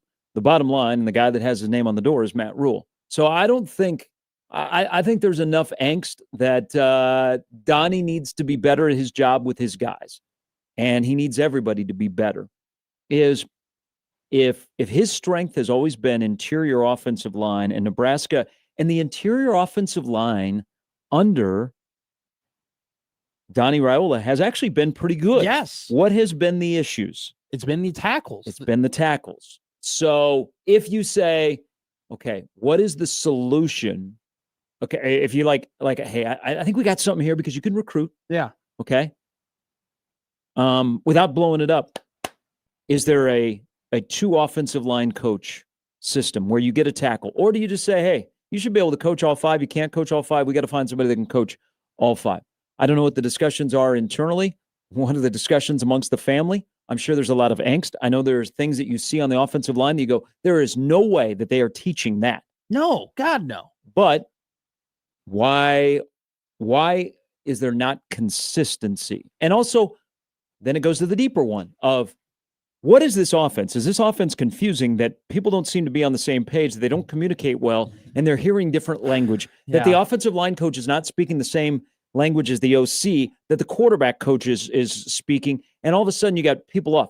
That was startling to hear Rule and then Holgorsen talk about miscommunication on the second play of the game, because remember, those are scripted. Yeah. So is that a mental thing that Hunter just, man, I had a brain fart, coach? Well, no, you can't have a brain fart. It screwed us over. And we're too deep into the season to be having that. This isn't week 2 crap. Yeah. I mean, and you're right. And it's all, don't you think that maybe this has been going on? And it's been covered up by Minnesota maybe to say hello. That's why I keep saying, hey, thank you, Minnesota. Thank you, Minnesota. And winning can cure a lot of things. You know, they can. Like when you maybe they've been having these problems, like they've been having these miscommunications and these blow-ups and like a disconnect, but it's been masqueraded by the fact that they beat Michigan State and they beat Maryland. And so and when you start losing though to Minnesota and then it's an actual loss and it causes an actual problem, it could potentially create a disconnect within the coaching staff as well. Being like, hey guys, we've known that this has been going on forever. Dude, what the hell? And also too, like Dana Loki kind of called out Donovan in his press conference. Like, yeah, that's right. Yeah. Well, so some of the issues that were there for the previous 2 weeks that they were winning, that you were like, hey, nice win, 34. Yeah. And then you see this past Friday night that you hope you won't see on Saturday, but you know that they'll creep back, maybe not as significant. Knowing what you know now about some of the issues on the offensive line and just the quarterback to running back to wide receivers to offensive line to OC to things are being taught, go back and watch the Cincinnati game beginning in the 3rd quarter. Okay. Well, actually, you can watch the whole Cincinnati game, but watch just the offensive possessions in that game, but start in the 3rd quarter, because you will see stuff and you will go, ooh, it was the first game, so we didn't really overreact. We're like, oh, they'll get better. Yeah. And you're like, that just happened to be that way, and Nebraska found a way at the end of the game to make plays. It's just a very uncomfortable conversation to have when you played 7 football games and you can't say with conviction where no one's going to push back on you, this is what we do well. There's really only a few areas on this team where you can go, this is what we do well, and we all go, yeah. Emmett Johnson, punter, place kicker, yeah. But consistently across the board. Wasn't this, though, the stem of as to why people were skeptical, though, of their wins and why Matt Rule said, guys, can we be more positive? You know, we're 5-1, right?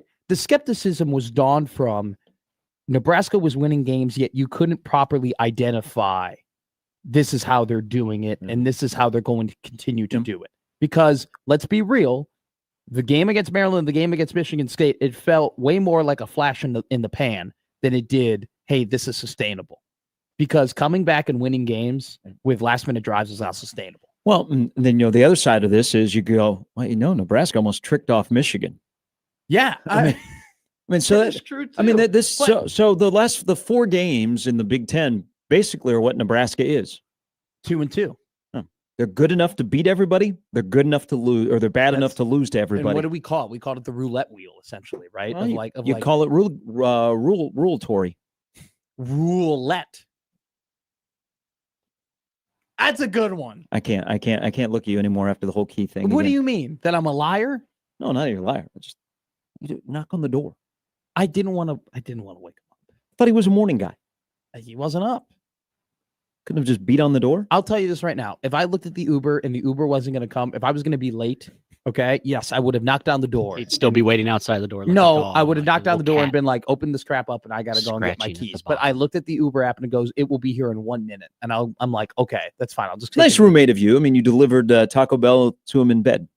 I didn't deliver it to him in bed. He was on his gaming chair and I brought it to his gaming chair. Stop it. We were having Yeah, a lot of fun in a we were gaming having a chair. really good football conversation. And then Cody emailed.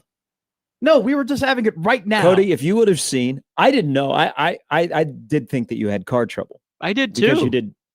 But the I've never look as lied I to was you. reading the email, and you go, Cody's right. I feel bad. I don't like to lie. Okay. I don't. I'm not a liar. This is one of those That's situations. gonna be karma. Now your car isn't gonna start. This is one of those It is gonna situations get where colder. I just kind of, if I could get away with not having the kid lost his keys again, it would be good for me and it would be good for the show. Okay. That's what I was looking at. I'm like, I don't want to have this key discourse again. Are you sure you left it in Dan's room, Yes. or is it in Happer's car? It's not in Happer's. We're in a Okay. freezer. It's on the We freezer. never had it in the freezer. Yeah. No, it's Yeah. never happened like Yeah, that. I or have, under a hat. I have lost things and looked in the fridge to find them. Yeah. Before. No, yeah, putting stuff up. That's how your keys Because end if up in you the like, freezer. you put things in the fridge and maybe you accidentally like put your phone in the fridge. You've never put your phone or your wallet or anything in the fridge. I'm not crazy here.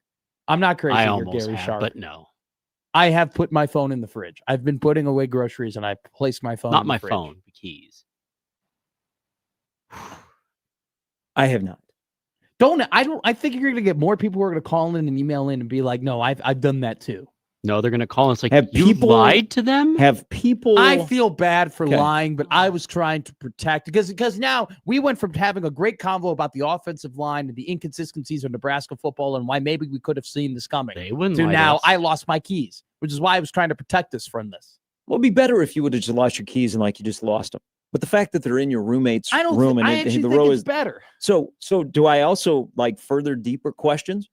Why does your roommate lock his door when you're the only two I that don't are? know why Dan locks his door. That's what I wondered too. I but like Dan. I don't. Now I'm wondering what's Dan got going on? Dan really wants to meet you. Well, Dan locked his room from you. I mean, what happens at night? I lock my door. Whoa. What? Why? Then why not?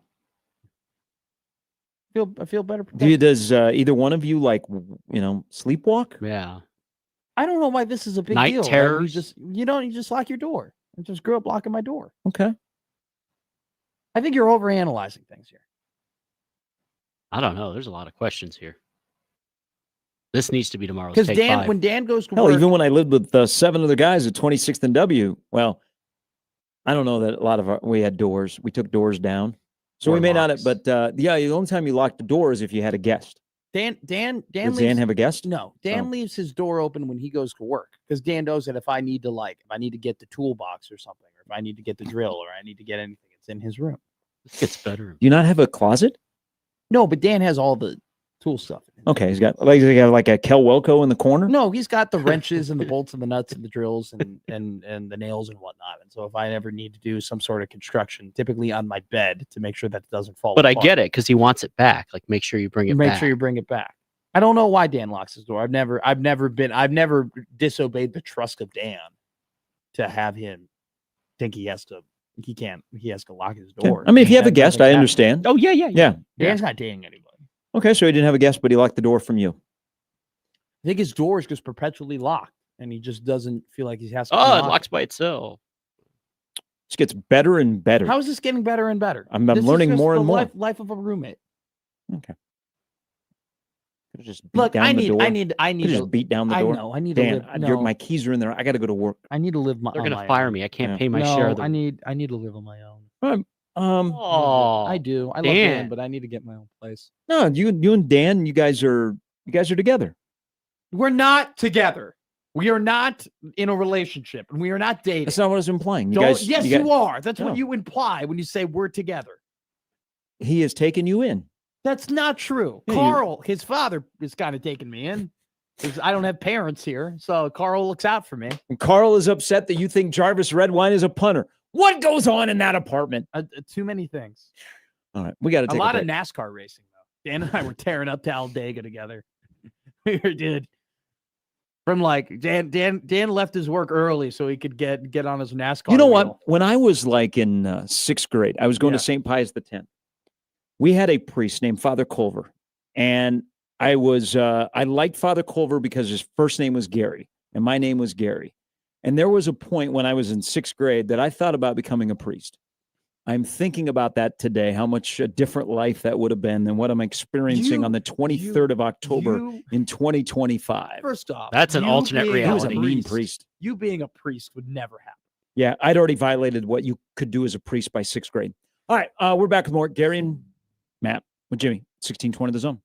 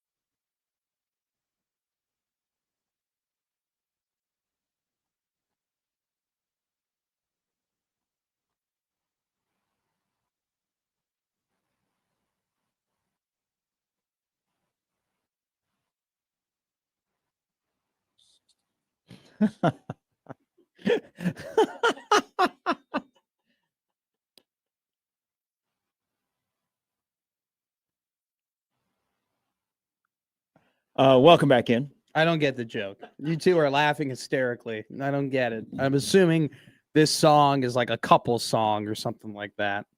No, it was about a threesome of roommates. A great show. Jack Tripper. Yeah. Dan texted me. Okay. Man, John Ritter was Too so soon. good. Too So soon. good as an actor. Yeah, gone way, way too soon. I go, please don't lock the door this morning. Okay. He goes, did you lose your keys again? I go, yep. He responds, found them. I go, I thought I left them in your room. He goes, under the Taco Bell bag. So I was telling the truth. I really didn't lose them. I knew where they were. I knew where they were located. If I wanted to upset Dan, okay, and knock his door down and wake him up and then take my keys and drive to work, Yeah. I could have done that.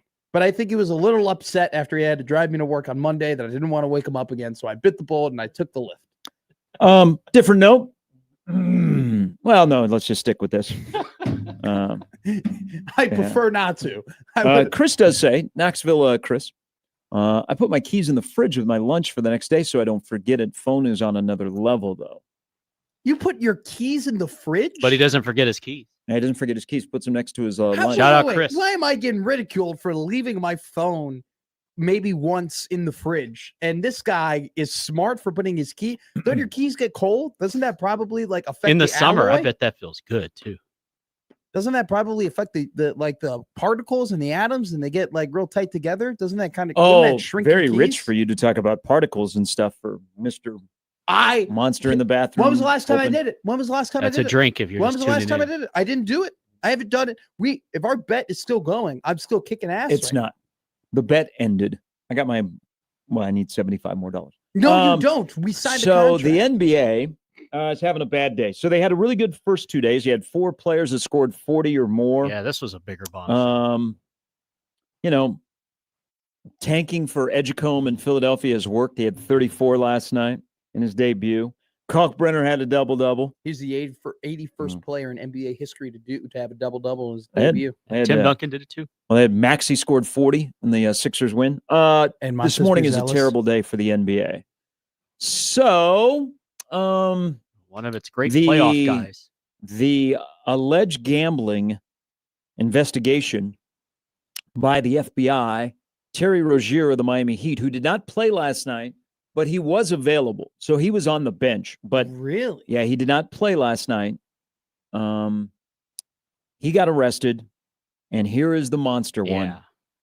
Chauncey Billups, the head coach of the Portland Trailblazers, has been arrested by the FBI. Mr. Big Shot. Whoa. Yeah. The Jailblazers are back.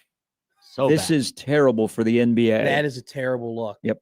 That So- is a bombshell. So Heat, Terry Rozier, and now Chauncey Billups, who's, former Colorado. I mean, NBA Finals MVP. Billups. Yes, it's a bad morning for the NBA after having a good day on Tuesday, good a days. good day Wow. yesterday. The Inside the NBA comes back, and guess what? The Inside the NBA is back again tonight. See, my view on Who this he gamble on?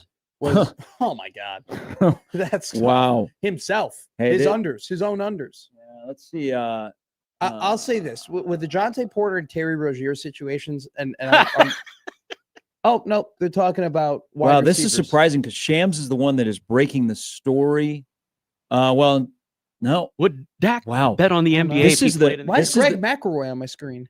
So this is a story Like of glossing it over. right now. This is a huge deal. This is a massive deal. Terry Rozier and Chauncey Billups have been arrested It should be by the It FBI. should be breaking right here. It should be Yeah, break on I the wanna bite ticker. the hand. Especially when you, feeds. again, Shams is the one that is Jimmy. breaking this. So Inside the NBA is back tonight. They go after the game instead of See, pre-halftime and all that kind of stuff. that is the one thing that Pablo Torre finds out if he's exposed to anything is the unwillingness to report on things that shed a negative light on some of these leagues. Because we talked about this whole Steve Ballmer thing and the just reluctance for the Yeah. ESPN to report on it, actually talk about it. I looked at the Jonte Porter and Terry Rozier situation as all right. these two guys are idiots who are doing stupid things, who shouldn't be doing this, and they're going to get the punishments that they deserve, right? Like that is like to just bet on your unders and tell a bunch of people to bet on them and then shave points like that. Like that's just stupid. Get him out of the league, ban him forever. Chauncey Billups, a current head coach, being arrested for gambling. Beloved. This is ridiculous. This is insane. This is Alleged, a whole alleged. alleged. But the fact that like a head coach is supposed to be the leader of the team. They're supposed to be the faces of the franchises. They're supposed to be the guys with the most level head. Well, the argument will be, well, this is what happens when you have more legalized gambling. Well, this is what happens when you have more legalized gambling because you have more checks and balances and you can find stuff like this if this does turn out where they are charged and they are convicted. But this is horrible for the NBA. I mean, we have had, in my lifetime, we have had point shaving and gambling scandals. I mean, look at Tulane basketball. I remember that when I was younger. Yeah. And that was devastating to that program and, the credibility of a particular sport. Hell, we wouldn't know Shoeless Joe Jackson, right? If it wasn't for a gambling scandal. So that's, they're having a press conference at 9 a.m. This morning. Let's see. John says Dan doesn't want to get puked on. So that's why he locks his door. That's fair. Okay, let's not make fun of my actual like health ailments. I have acid reflux. It's something I struggle with. Okay, I take medicine for it. And sometimes having a bean and cheese burrito at 8:00 at night probably isn't the smartest decision. Jimmy, do you feel blessed that we've been together for about 10 months and neither one of us have been puked on during the show? Very much so. I do too. I mean, I did last night, but then again, excuse, she's 3 months old. You did tell me the first day that I worked here that if I ever gave you COVID, I would kill you. Yeah. I'd kill you. He told me that the first day too. I am agreed. I am an almost 5-year COVID free person. That's incredible. Yeah. You haven't had it. Well, also too, I mean, I put it on my Instagram bio. Well, on my Twitter bio, it says Instagram bio. What do you mean you put it on your Instagram bio? Okay. Cody. Whoa. What do you mean you put it on your Instagram bio? You got to find it. You have an Instagram? You got to find it. You've had it this entire time? No, I just got it recently because I wanted to look at somebody's Instagram. Actually, a professional player, and it kept sending me to download the app to watch. I don't believe you for a second. I don't believe you for 1 second. I think you've had it and you've hit. No, I've not had it. There's nothing on it. Instagram for me. There's nothing on it. Time? There's nothing on it. I just have Instagram to have access to look at pictures. Do you know how many? Like the Cubs put a lot of stuff on Instagram, and I actually wanted to look at something. People send you things. So people send me stuff on Instagram, and so that's what I want to do. That's how I got TikTok. I want to send you memes. Send me Instagrams and send me the grams. Wow, Cody writes back in. No, this is about you. Cody writes back in. I'd call out of Matt's keys. Sounds like Matt owes me tickets to the Blur tailgate for USC. I don't owe you crap. You know what? Cody. I think that's a great idea. It is a great idea. Yeah, because Cody deserves a prize here. You can meet John and Michael and Can you imagine? I mean, can you imagine if the FBI had Cody on the case of this gambling scandal in the NBA? I would have found it out months ago. Oh. All right, Gary. You don't have an E in your name. No, thank you. Hey, nice to meet you. Great show. Wow. Day number 1 of Gary and Matt. I hope you're enjoying because we're halfway through. Steve Sipple's going to join us a little bit later. I'm just saying, I just said that because everybody out, like there were sharps with E's, and I was like, that's not. There is. They do not spell it correctly. When we came over from the land, when we came over to this beautiful country, I think some sharps were forced to put an E at the end of their name. We're not related. No, that's not you. It's okay. We don't fight. We don't fight. There's a lot of people with your name. I'm shirtless on the beach. That's my picture. Is that your picture? Right, we're back with Gary and Matt. Why are you saying it like that? I just had a little. That was rude. Had to make sure his name was Matt. I bring value. Just reminds us of maturity. I knew where my keys were. I was being courteous to my great roommate. And I didn't want to wake him up. What's more important, the show or the roommate? He's got a bunch of eye appointments today. I can't have him messing that up because he didn't have proper sleep. The people of Omaha need to see better. And Counterpoint. Dan is doing that. Oh no, wait, you're on your parents' benefits. Never mind, you can lose his job.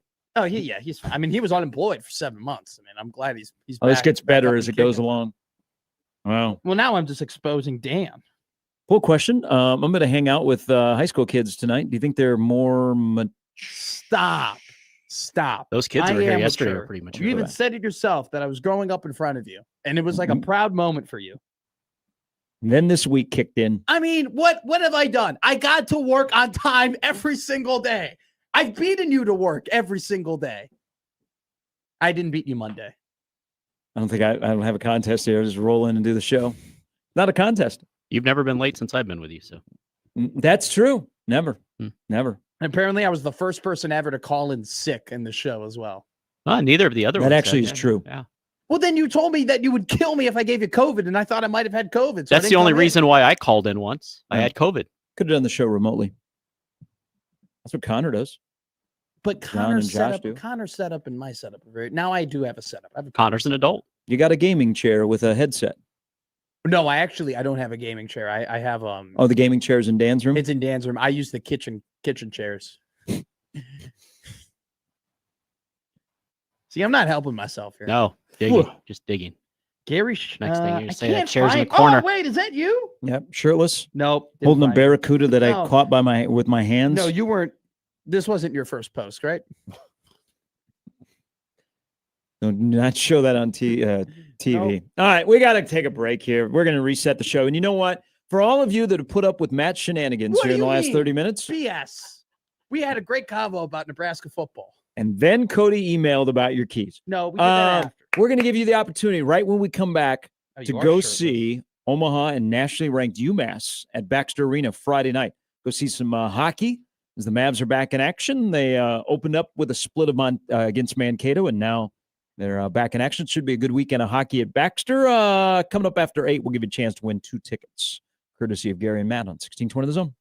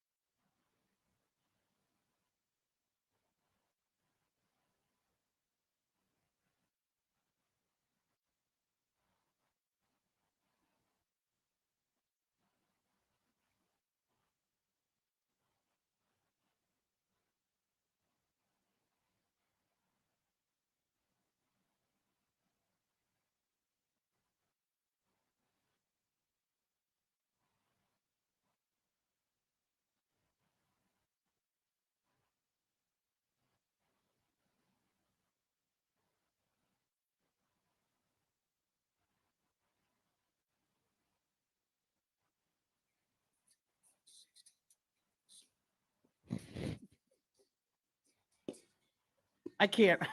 I can't do this. Hey, it's been 6,203 days, Jimmy, since your team beat Kansas State in football. Good luck this weekend in the Sunflower Showdown. I was 25 and I had the whole world in front of me And, and more hair. People would like me to ask you a question. I'm not sure if this is appropriate, but I'm like, what the hell? Been a crazy morning already. Chauncey Billups and Terry Rozier have been arrested. And that takes a back seat to this. This is from SEAL Team Knicks. Did Matt just break up with his domestic partner on the radio? People are wondering. what? Yeah. What does that mean? Well, that's maybe a you and a Dan thing. No, You're gonna have to, no. gonna have Dan to- and I are not. You guys are domestic still good? partners. Okay. We're roommates. Okay. All right. The keys have been found. Yes. How you getting home, by the way? That's a Beats good me. question. Connor and Josh have to work. so Your they can't guess take is as you. good as mine, cowboy. Hey. You want to drive me home? You want to drive me home? Not a chance. I'm going the other direction. I'm going the other direction. You live a long way away from here. No, I don't. Yeah, you live the only way I'm going down to your neighborhood is I'm either going to Creighton or I'm going to a nice little spot that I like to have dinner. McDonald's over there on Cumming? The day we took our pictures, that's the last time I was down in that area. Really? Yeah. Well, my life kind of We changed. this took year. our show pictures.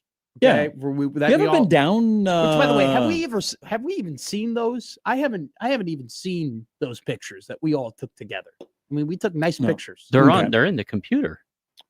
There's Okay. a bunch of them. Okay. Omaha hockey is back at Baxter this weekend. It's homecoming. There's a lot of stuff going on. Like all the fall sports are coming together. You got hockey that is going on. They got a lot of things planned.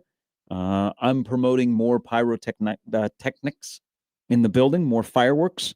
Haven't gotten that passed yet. But Omaha hockey is back, and UMass is in town. They're ranked number 13 in the poll. Should be a great weekend. Pretty important weekend for Omaha and just their second weekend of hockey. We've got a pair of tickets to go see the Mavs and UMass at Baxter Arena, where there is construction. Yes. I was trying to think of, is that road open? Yeah, wait a minute. I think it is. Over by you? Yeah. I think we're good. I think they've paved the road leading into Baxter Arena. Okay. We're going to do this. So we'll give everybody an opportunity, because if you're driving, we want you to perform safe sell. Mhm. Email Jimmy at 1620thezone.com. Spelled correctly. JMMY. Yes. There is a very talented newcomer on Omaha's roster. He is a D-man. He's from a country where they happen to have a C in his position group instead of the way it's supposed to be spelled. But I just call him a protector of the blue liner. Okay. He wears a good defenseman number. He's a good player. He is from Canada. His name is Aiden De La Gorgendier. What? That just Yes. rolls right off the tongue. Hey, Mike Valancourt, the play-by-play guy for Omaha hockey. Yeah. Great dude. Him and I are going to swap this year. He's going to do a men's basketball game. I'm going to do a hockey game. That's awesome. I think on the same day. Dope. Yeah, he's like him and Terry. That just rolls right off the tongue. Aiden De La Gorgendier. From How do you- Alberta. How do you spell that? What's You it? have to spell it correctly. Jimmy at 1620thezone.com. No calls. We'll do calls because we'll have a pair of tickets to give away tomorrow. Yeah. We'll do calls tomorrow. Today is emails. Jimmy at 1620thezone.com. Unless How do you're you calling to spell talk the about- fine defenseman spelled with a C? I'm not going to tell you what number he wears because you're going to Oh. look it up. Mhm. Aiden De La Gorgendier. I wanted to guess you say good defenseman number. Great running back I wanted number, I too. wanted to guess his number. And I think good defenseman number 2, 4, He's got a good defenseman number. 7. Yeah. God, you see a defenseman wearing number 7, Mm-hmm. you're like, hell yeah. That guy's 12. Another great defenseman number. Chris Pronger, Duncan Keith, Seth Jones, Chris Chelios, Brent Seabrook. Okay, thank you. 13, another great one. Jimmy at 1620thezone.com. Tomorrow we'll give away 2 tickets and we'll do that via the phone. So if you want to go see the Mavs and UMass, that's for Friday night. The tickets we'll give away tomorrow are for Saturday. Shout out my drum guys. Always in a fun experience down there. Yeah, college hockey and college those basketball guys. start way too soon. But college hockey season goes forever. Starts in October and it ends in April. Oh, I agree. I think you have an Well, incredible. it was weird that you started, like we were talking about this last week. Yeah. They opened up with Mankato, 2 really good games, 2 Mhm. teams that should be in the mix in their respective conferences. Then you take a week off, and now you play this weekend. Well, I also think that football actually has a kind of an advantage with how short the season feels like because it makes everything just feel that much more important. And like I just We have realized a winner. like, oh my God, Nebraska's already like they're more than halfway through the season, right? And now you're like way more locked in and you're excited and you're like living and dying. I feel like it's hard. Like I'm Association Matt this year, but when we get to January for NBA basketball, I'm going to be like, man, I still have like 3 months until the playoffs begin. And then I have another 6 months until the playoffs are done. Jake, Flaky Jake, tweets at the show, said that maybe you and Dan lock your doors because everyone in the apartment building knows that's the apartment you go into if you want to get some weed. That's not true. That's why Matt's always losing his keys. He's always on the gummy weed. That's not true. I don't know that that's true either. I'll take you home. I will say. You'll I will take say me that's home? not true. There's gummies involved. Yeah. Okay. No, I don't have gummies. Oh, I'm going don't home. do that. I have a baby. Okay. Thanks, Jimmy. That was real. I need to go be real, home with her. real nice of you. Real caring. I'm just honest. Real thoughtful. I don't lie to my friends. I didn't. I mean, yes, I lied to you both, but I didn't. I knew that this would turn into this. I wanted to talk about the Cats. This is Cats week. I wanted to talk about Northwestern. I want to talk about my childhood. I want to talk about Colonel Mustards and watching Clay Thorson All right, and the game's Justin Jackson. the game's not being played in Evanston. Happens to be playing in Lincoln. So if you could give us some Lincoln-centric, like Honest Abe's, Yeah. Love Honest Abe. Misty's. Are you fanning on places in Lincoln? No, I love Gourmet Grill. I Yeah, love all right, Alibaba's. all right. All right. Shout out Isles and Havelock. I'm a fan of Misfits. Don't get me wrong. I don't like anything more than they have this great like marshmallow vodka cocktail over at Lead Belly. Give me some of that. Lincoln was my second home for 5 years. Getting advice from the fatherly figures that listen to the show. Thanks, guys. Maybe you should make a copy of your keys and put them somewhere in your apartment that you have access to. I don't think my apartment would allow. Multiple keys. No, some like in his in room. your Yeah. apartment, like in your room, like in a drawer. But mine's a fob, and you can't have multiple fobs. You can only have one fob. My problem is not that We're trying. my problem great is idea. not about getting into the apartment, getting out of the apartment, or getting into the car, getting out of the car. My car is behind a gate. Okay. And to enter that gate and to exit that gate, you need the key fob. So it's really just I lost my fob. And my fob is attached to my keys. A little bit more to Chauncey Billups' arrest this morning. Jeez. He has been charged in an illegal poker operation Okay. that is tied to the mafia. That is according to ABC News. Me and his Terry money. Rozier was arrested in a separate but related betting case. So that's what the FBI will talk about coming up at 9 o'clock. But Terry Rozier of the Heat and Portland Trailblazer coach Chauncey Billups, who was trying to shut down Ant-Man last night, has been arrested. Wow. Okay. Something we were talking about before Cody chimed in and said to ask you about your keys. I can't believe he did that. You know Cody? No, I Took don't. a blowtorch. All right. Cody, Matt at 1620thezone.com. He'll find a way to get you into the Blur tailgate No, for the I USC won't. game. Don't put that on me. I'm not rewarding Cody You have for power. absolutely flipping the show on its side. You know people All here. right. I didn't do anything wrong. All right. I did it. Other than lie. All right. Sue me. Sue me. Lie, cheat, and steal. I just- All right. Your Honor, I did nothing wrong. I told, Nixon said I something similar. I told a fabrication that nobody cared about. I just told you I had car trouble and no one was the wiser. All right. No, I was like worried because your car has had some issues. The weather's has. getting Yeah. cooler, It and is yeah, getting I was cooler. worried about you walking to work. Just knock on the door. Dan wouldn't have cared. Dan would care. Dan was actually a little upset after that. He had to drive me to work on Monday. What? And See, this is a little like, are you going to be in search of a new roommate? no. Seems to be Well, uncomfortable. I don't know. Our lease extension actually is coming up in a couple of months. Could have a contest, Gary. This could be great. 1620, the roommate. No, stop it. Hey, upstairs, Stop if you're it. listening, Stop it. huh? Stop it. We are not. Stop it. Oh, We're not yes. doing this. We're not We got some auctioning. terrific not- salespeople that could put My that together. my life outside of 1620 zone is not going to become a bit, okay?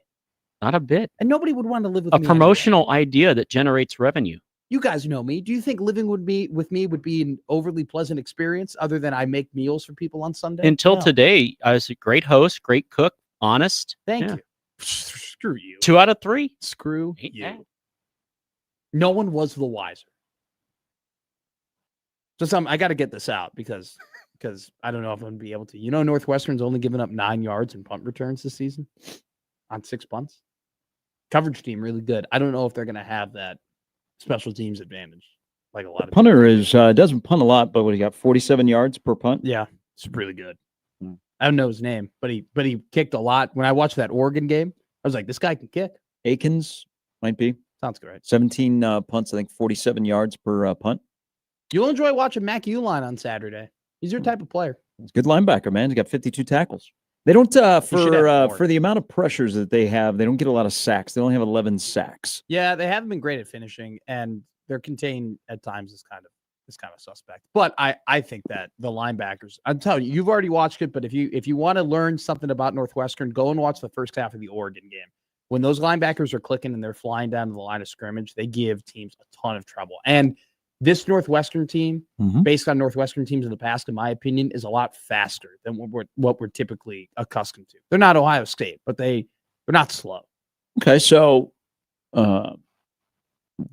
this game will be like a line of scrimmage game. Big time. Even though I think, why can't you just tap on Dylan's shoulder and say, bro, game number 8, go win us a football game. All right? Go wheel and deal. Go wheel and deal. And if you can't, that's okay. But we'll adjust. But this would be a good day for you to have a Dylan game. But I was thinking, listen to Rule talk last night, and he set the tone the whole week. So if they don't respond on Saturday, then it's ding, ding, ding, ding, ding, ding. Yeah. But people are going to focus on the offensive line, of course. I think the group that I will watch closely, if I could just have an ISO cam, will be the defensive line. Because I think the defensive line has a better chance to put Northwestern's offense out of their comfort zone than the offensive line against Northwestern's defense. And I think the defensive line having success or winning stalemates or doing anything that they don't get run over and get off the field will be the key to this football game. I think that it'll be interesting because Northwestern actually, from a pressure perspective, doesn't give up a ton of pressures. They're 33, like the 33 best in the country in terms of that stuff.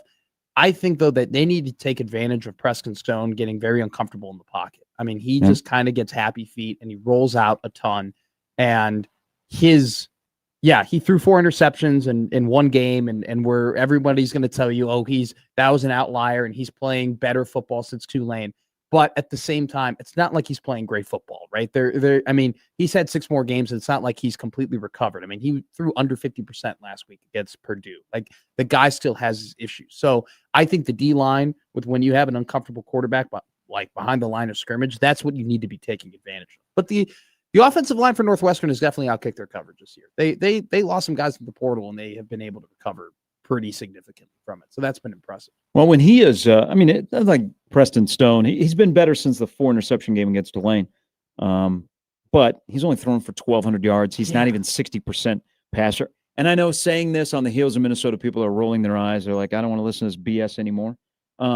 When he does get heated up, he really struggles. So that's why, like, I got my ISO cam. Yeah. Mine is the defensive line. Because, again, I think Nebraska's defensive line has a better shot of putting Northwestern out of their comfort zone. Now, also Northwestern, they are methodical and they are deliberate when they are running the football, but they don't have a lot of home run hitters. No. Okay, so they nickel and dime you to death. And that's why I think, for me, the defensive line will have the key role. Is you got to get off the field. You haven't gotten off the field the last 2 weeks, and you've let people move the football down the field. Yeah. So in this game where the possessions are going to be limited and the TOP will be important, I just think the Nebraska's defensive line, if they can put Northwestern in an uncomfortable spot, that would be beneficial to a good result on Saturday. I don't think that this is a game where it's like, heading into the Michigan game, you were worried about the explosive plays. You were worried about, hey, what happens if they're able to gash it for 70, 75 yards? This isn't that game. I'm the defense against Minnesota really didn't play all that bad, if we're being honest with one another. I mean, they only gave up 7 points in the first half.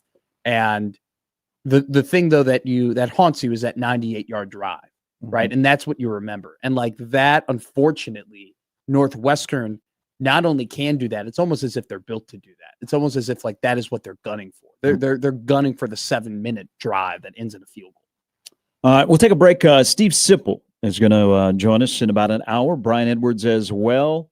The news this morning, Terry Rozier and Chauncey Billups arrested as part of a gambling investigation. Illegal poker operation is what they are charging Chauncey Billups with. They are expected, or Chauncey Billups is expected to make an initial court appearance later today. The tone of the inside the NBA will be different. Well, they'll probably make jokes about it. I don't know. They're supposed to. Yeah, in this case, that's. But they know Chauncey well, so it's. They do. I mean, it's. But after 2 good days of the NBA starting, this is the last thing you need because Wemby may play a game tonight that's not on the schedule and score 50, and people are like, "Well, I wonder who bet on him." Mm-hmm. Did you take the over on his prop? You know that they'll be pretty like subdued about Chauncey, and then at some point Charles Barkley will make a very inappropriate joke and it'll go viral and be funny. We will talk about the inside the NBA, which was back last night, and it was nice. Mm-hmm. First 5 minutes were exactly the same. It was hysterical, and I thought, good job, ESPN. 4 friends who are honest with each other. They're great. It's Gary and Matt with Jimmy on 1620 The Zone.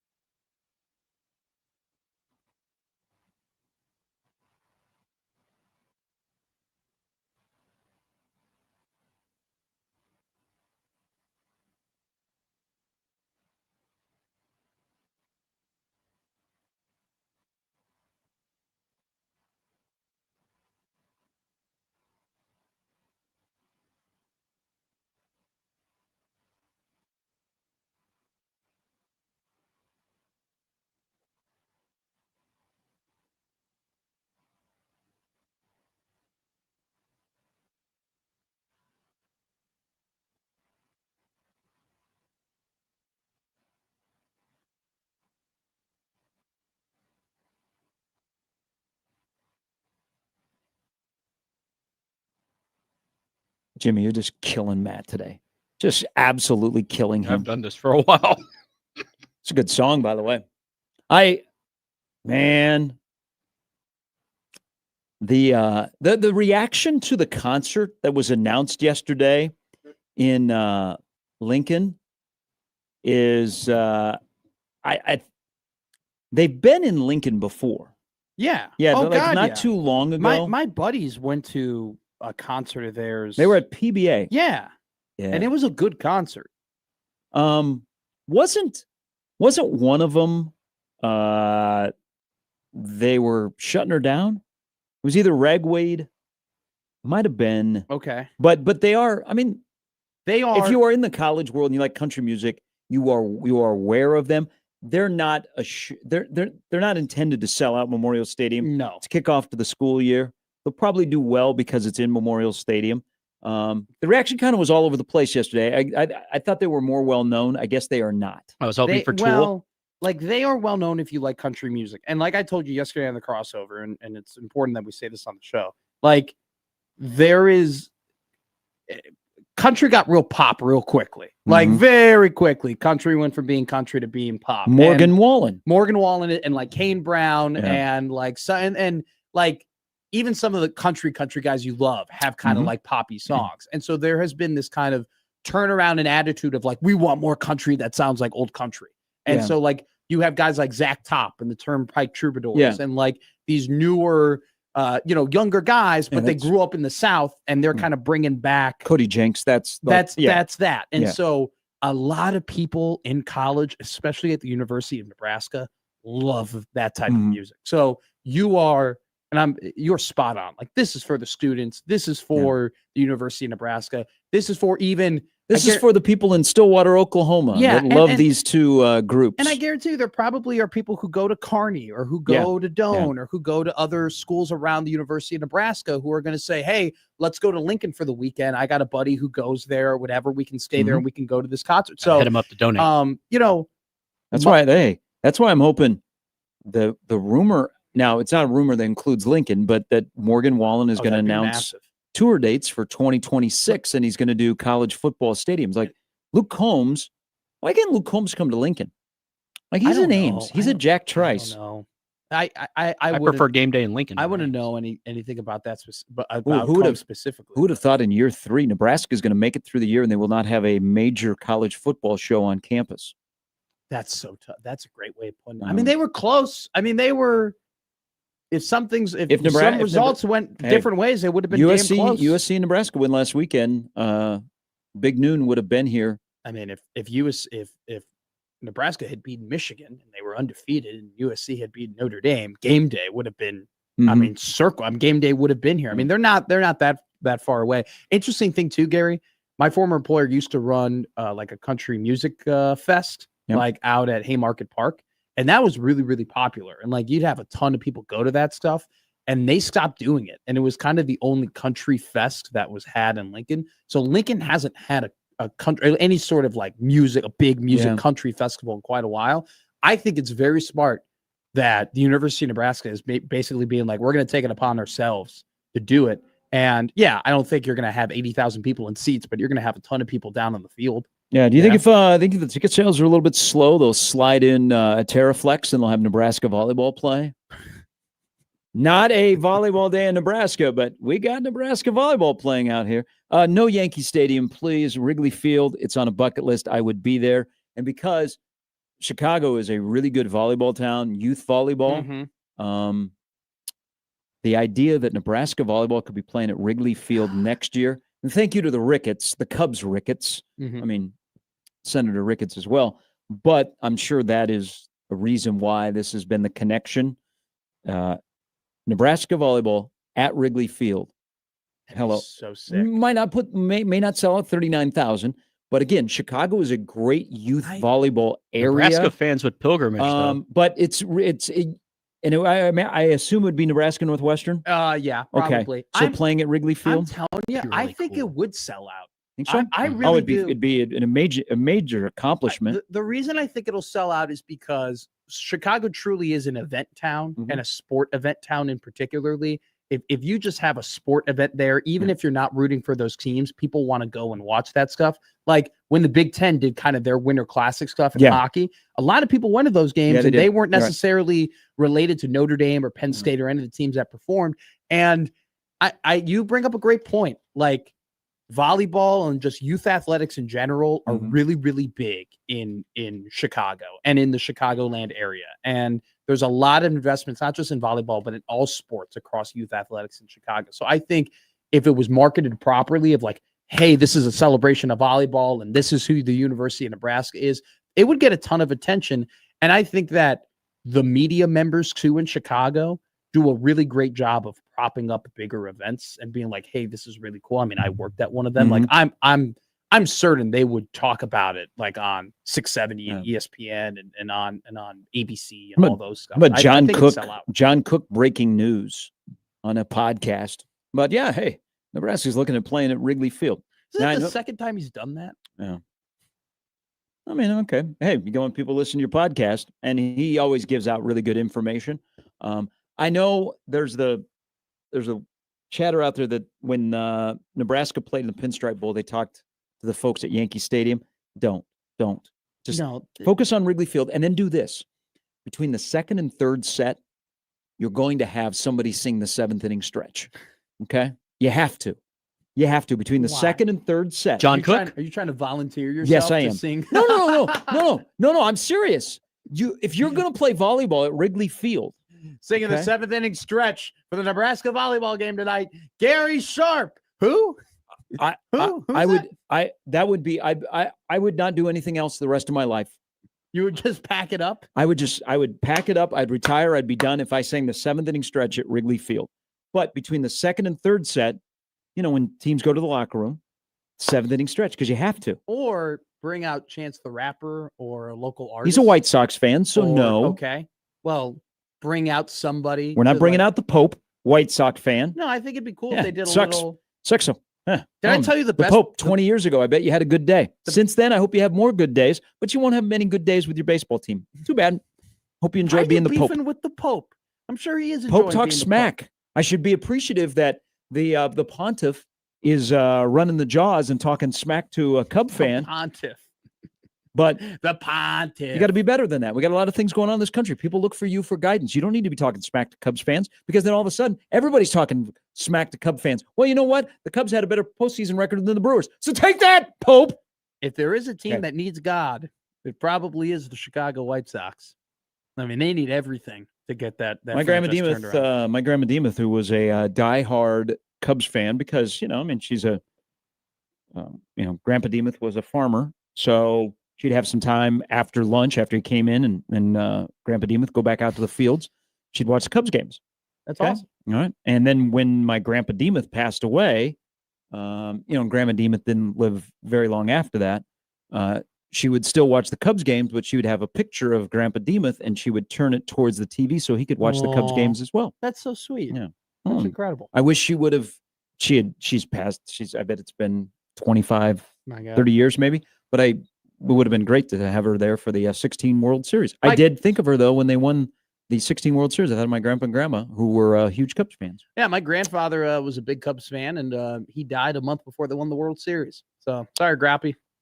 It's probably upstairs, got a good seat to it. Probably. Okay, so Nebraska and whoever could possibly be playing at Wrigley Field. What are we thinking, in September? Yeah, has to be. Can't be too windy, though. Well, they have done that is the ideal. What they have done with Wrigley Field. Now, this is the Ricketts and thinking more than baseball, and sometimes it comes back to bite them. But turning Wrigley Field into a year-round destination is pretty impressive, considering that ballpark is one of the oldest. Is Wrigley older than Fenway? Or is Fenway older? Fenway's older than Okay, so it's the second oldest ballpark currently in Major League Baseball, but they've turned it into a year-round destination. Football, hockey, possibly volleyball, concerts.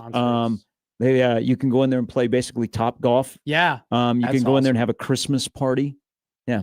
All right, let's do some. You ready? I am ready. Prepared? Can I read a couple emails here? Yeah, go ahead. About your situation this morning. This is for Minister of Silly Walks. That's a great name. He said, good morning, Gary. If Matt copies his keys, now Matt did say it's a fob, so he can't. Can't copy it. But I did ask a question. I did ask, how are you going to get back into your house? Yeah. Okay. The door's open. You live in a rough neighborhood. No, I don't. You have insurance? The baseball team's right there to protect me.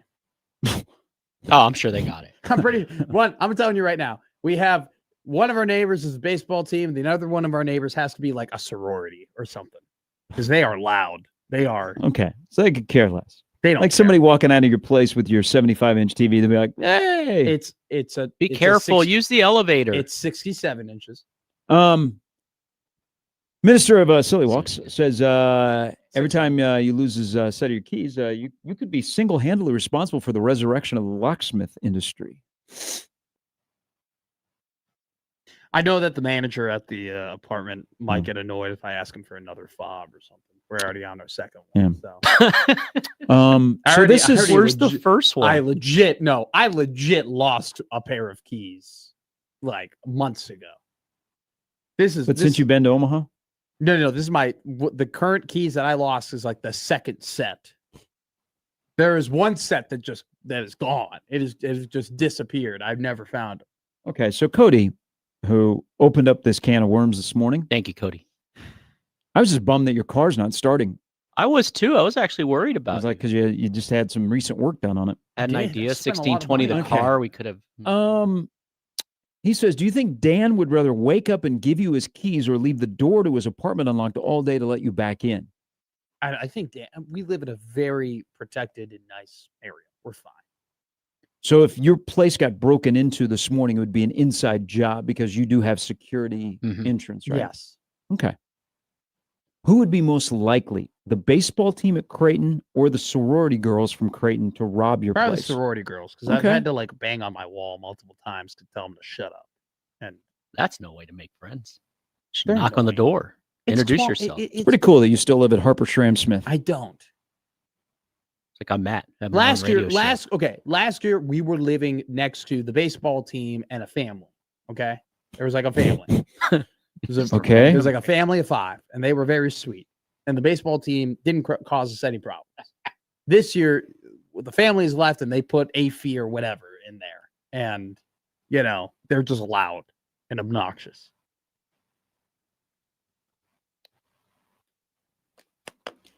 Okay, we have a winner in our Omaha hockey tickets. Ethan, I'm telling the truth. Congratulations. He knows that the hockey player that we were looking for, you guys remember the name? Aiden Delagor-Zandir, D-E space L-A, capital L, space G-O-R-G-E-N-D-I-E-R-E. Good luck to Mike and Terry all season long because there are some wild pronunciations on the Omaha hockey roster. When you go to the WHL to get players, a lot of them are Canadians. To the W? Almost the entire roster is Canadians. You get some like great hockey names, but not the easiest when you're trying to do play-by-play. No. But Aiden's a good player. Aiden's a really good pickup for this team. 22. That is a good defenseman number.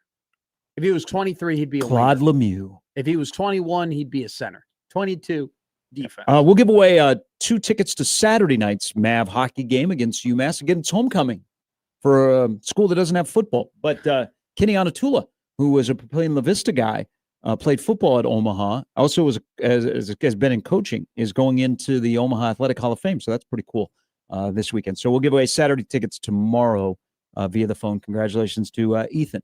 All right, as stupid as this show has been today, it's time for Wacky Stats. Wacky Stats, baby. Oh, we need a intro. I need to make an intro for Wacky I Stats. just want this week for the graphic to be okay and not have anything wrong with the graphic. Okay. All right. Where's your sound there effect? You go. All right. It looks I'm good. fired up. All right. Number 1.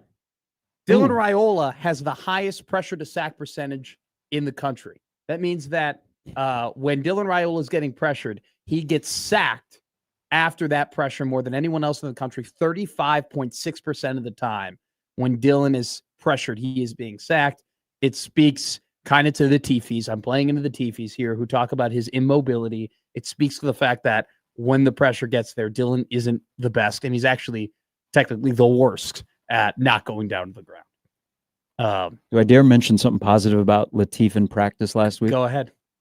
Said he threw the ball really well. Like his passing has gotten better. Okay. Okay. We Just didn't leave it need at to that. do Okay. All right, this is my favorite one. Nebraska is the only team in the Power 4 to have a top 2 rusher in their league and not have a top 6 rushing offense. Oh, Every single, ouch. I went to the ACC, the Big 12, and the SEC pages, and I found every single rusher in the top 2, and then I Mhm. found their corresponding team. I think NC State is the only one that has a top 2 rusher and is 6th in the country in rushing, or 6th in their conference in rushing. Nebraska's 13th in the Big 10 in rushing yards, rush yards per attempt, and rushing yards a game. They're the only team in the country that has a P4 team in the country that has a top 2 rusher and not a top 6 rushing offense in their own conference. And the add that they have the leading rusher in the Big Ten. Yes, they have the number Ooh. 1 rusher, and the only one that doesn't have a top 6 rushing offense. Nebraska is 119th out of 136 teams in rush rate over expectance in the country. What does that mean? We're able in analytics to look at certain situations based off the run play and the run play that you're running into, right? What the coverage is. Mhm. And we're able to give you, hey, on average, teams get 4 yards on this type of play. So that's expected. Yep. Nebraska is bad at making sure that those average plays stay average or below average. They're 119th out of 136. Alrighty. Northwestern is the 8th best team in the country in spread differential. I saw that yesterday. What is spread differential? That means how many points over the spread are you? So Northwestern, either way, whether they be a favorite or be an underdog, are 55 points over the spread. Vegas has done a poor job this year of handicapping the Cats. They're the 8th best in the country. Northwestern is also top 30 in the country in 3rd and 4th down success rate and average 3rd down distance. They're averaging 6.5 yards on 3rd down this season. And finally, Preston Stone has the highest, and you love this one, he's got the highest turnover worthy percentage in the country. Preston Stone is putting the ball in harm's way that aren't necessarily relating into turnovers more than anybody in the nation. Should be a pretty good day for Sierra Wright and Andrew Marshall and all the boys in the backfield to potentially get some interceptions and win the turnover game. That is your wacky stats of the week. Not a wacky stat, but because you're you and Louis Vicar are the only two that we know that cover Northwestern. And Dave Ennett. Why does Northwestern produce more NFL offensive linemen than Nebraska? Because they have a day 2 tackle that we will see on Saturday. I don't know. This kind of goes back to a caller we had earlier in the show that was inquiring about the great Andy Heck, who's the offensive line coach at Kansas City. I don't know if they've had so Bill O'Boyle is the current offensive line coach for Northwestern. I don't know if Coach O'Boyle has been at the team. Yeah, this is his 2nd season. That's what I thought. I don't know if they had a long time. Like, I'm going to be honest with you. I didn't know who the assistant coaches were on Northwestern football growing up. Okay. We just went to the games in Evanston on Saturday and put them on the TV when they were away. So I couldn't tell you. It might be a Fitz thing. It might be a Braun thing. Mike I'll tell you Heck this. was I'll tell you this right Coach now. It was a Fitz thing. Like Skoronski Yeah. and Slater and the guys that they were able to Mhm. produce, especially on the interior lines, that was Fitz being Fitz. Like, because he's so good at just developing like the trenches. So I'll give that to him. I don't know. This guy that they have now, you're right. He's a day 2 pick. I don't know how they developed him because they had their top tackle transfer to LSU this year. And he's going to be a day 2. So there is a connection. You were scoffing at me saying this is a regional rivalry. So Bill O'Boyle. So funny story about Bill O'Boyle. Okay. God, you know everybody. He was well. He is from, in my past, the wonderful city of Des Moines, Iowa. Oh, okay. Which is Des Moines is still really good. It's just the AAA of Omaha. I like Des Moines. But Urbandale is much different than Des Moines. Bill O'Boyle is from Des Moines, but he most notably was the head coach at Chadron State. He had great success at Chadron State as the head coach. Now to go a step further, he coached in Vermillion for a couple of years. He was Deion Sanders' first offensive line coach. Really? At Colorado. And Bill O'Boyle was recruiting and he came to West Side to recruit, Okay. and he could not talk to media when he was at a school because Dion wouldn't allow it. So yeah, Really? Bill O'Boyle, used to be at Chadron State, was Colorado's first offensive line coach under Dion, and he has been the offensive line coach under David Braun for the last 2 years. Now I'll go another step further. Larry Martin's son, Zach Martin, who played football for him and then had a really good career at Northwest Missouri State and was also an assistant coach at Northwest Missouri State, is now in his second year at Northwestern. Larry Martin, the head football coach at North, his son Zach is the assistant quarterback coach? Is that his official title? That's what Larry told me. Okay, He was so the assistant QB's coach. Larry, when I met Larry, I told him I was from that area, and him and I were chopping it up about Northwestern football. Well, Larry Martin is from the land of Lincoln. Yes, so we talked about that as well. But Larry, funny enough, and I don't think he'll mind me saying this, he was just like, Northwestern wasn't playing well at the time. He was like, yeah, we'll see how long they're all over there, like anticipating things are going to get hairy. It's incredible what 4 weeks can do. Now they're 5-2. So Coach Martin, and they have a big game tonight. Omaha North is playing really well. They've won 4 in a row. This is the last weekend of high school football, by the way, before the playoffs. But they're at Lincoln Southwest tonight. So he doesn't get to Lincoln very often, but he will get to Lincoln to see his son.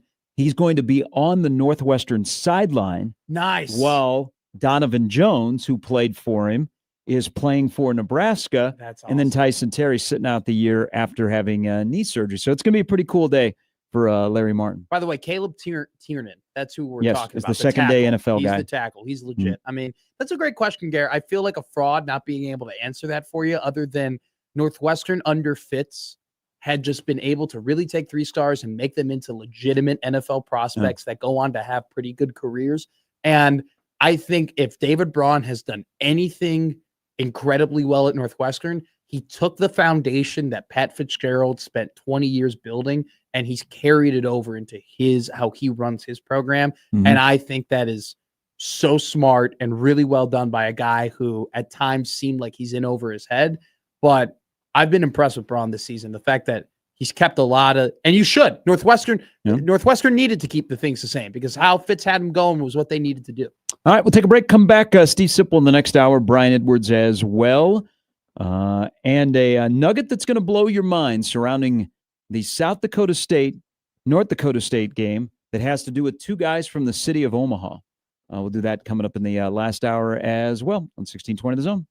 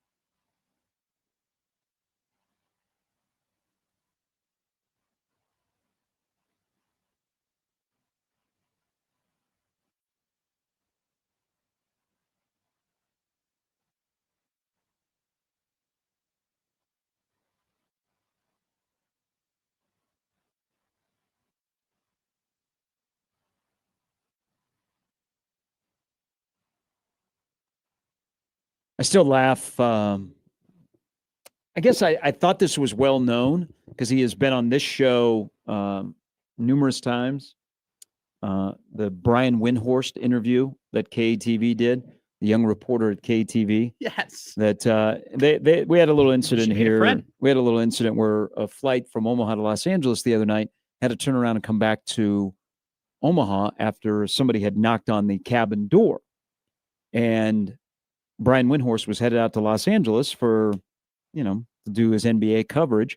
Brian Windhorst, yes, from ESPN, is married. Our Brian Windhorst. Has been on this show numerous times. I play golf with his father-in-law, who I think everybody knows. Good old Ricky.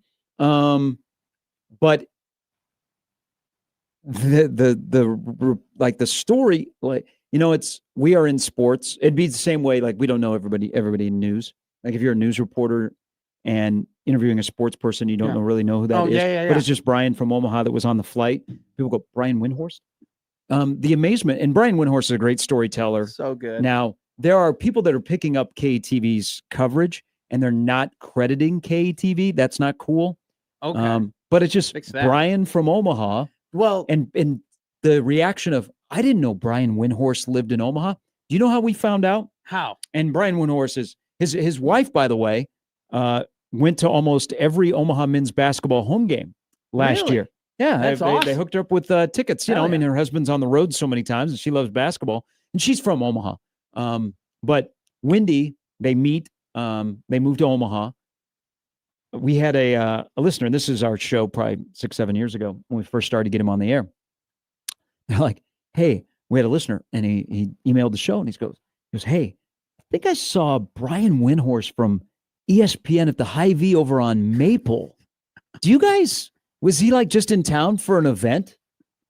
And you were like, "Yeah, he's with Mike Breen." I think our response was Brian Windhorst, and then we read it out on air, yeah. and somebody's like, "Oh, you got to understand, his wife is from Omaha. They met, they got married, and he moved to Omaha, and he actually lives in that area. That's incredible. And he works for ESPN. So we had him on the air, and he was, because we also kidded him about what local church is the backdrop for when he does shoots in his home. And now he lives in a different part of Omaha, but we had him on. We want to talk about the NBA. He wanted to talk about Ohio State football. Really? Yeah, diehard Ohio State football should have fan. him So on. Brian I think you were on vacation. We did have him on like in the summer. Damn it. People like Brian from Omaha, great storyteller. Well, but then Oh it's like, yes, this was while I Brian was out too. Windhorst lives in Omaha. it was great. Well, yes, It was. I think we could. I mean, we don't have it archived, but there was a moment where I was on this show and you told me that he lived here, and I was Yeah. shocked. I was like, I had no idea. And then it was funny to find all of the other media members finding out yesterday, being like, "What the hell?" The story's great. I don't Yeah. know the reporter's name. I apologize. Yeah. I saw her tweet though, being like, Her name is Yeah. Beth. I just went down the page of people who were there, and I picked out a Brian. And there you go. I just called him, and it happened Yeah. to be a very popular man, a very important man in the NBA. Yeah, his wife is fantastic. I mean, she's very awesome. much involved in the community, in her professional and personal life. Yeah, she's great. Her father-in-law is not a bad golfer. I love Brian Windhorst. If I guess her father. if I had a list of people that should never ever be away from ESPN or never ever should never leave the media landscape and what they do, Zach Lowe and Brian Windhorst would be number 1 and number 2 because they're just. Brian love from so much. Omaha, who just happened to be on that flight.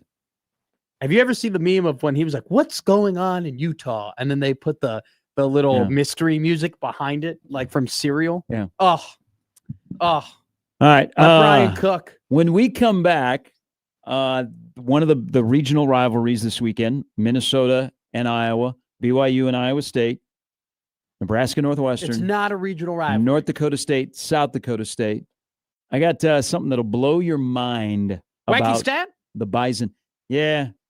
The Sybil's Lost t-shirt is saying that graphic would be fire viewing through the lens of an edible. It was a good graphic. What are we talking about? It was psychedelic. I thought he sold them. Look He at does that not. graphic. That's a sick graphic. It's psychedelic. How's it psychedelic? That's an okay thing to say. That's good. Yeah. Makes me think of It's, cereal. it's wacky stats, baby.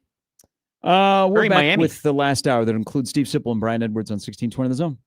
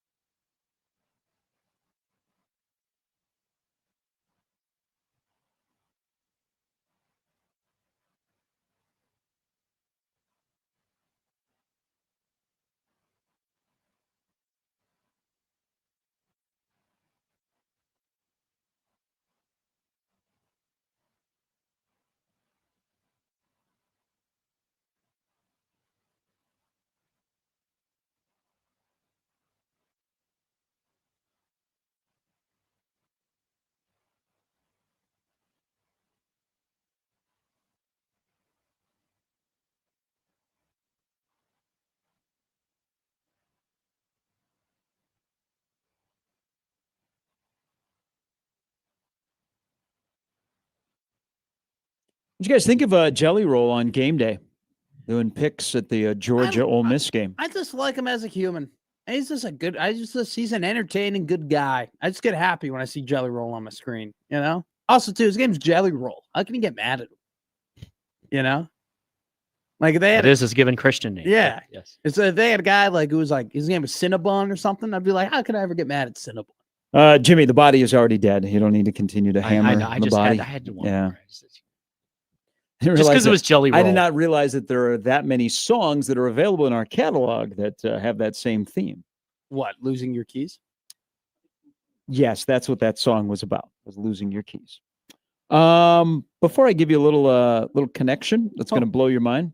So we were talking earlier, Tony Vitello, who is a god, according to me, and when it comes to college baseball at Tennessee. There was a time, about 10 years ago, Darren Erstad interviewed for the Dodger job. Had no pro coaching experience, but was coaching at Nebraska at the time, and interviewed for the Dodger job. Pat Murphy, who is the manager of the Milwaukee Brewers, most notably before then was with the Arizona State baseball program, but then he was in pro ball afterwards, did not go straight from college to the pro, which Vitello is trying to do from Tennessee. So it's either going to be Title Tony or not for long MLB. It is either a genius move or a stupid move, but as that might actually make it okay. I think it's going to be a tough transition because he has no pro experience and dealing with those guys. But man, does he have a great agent.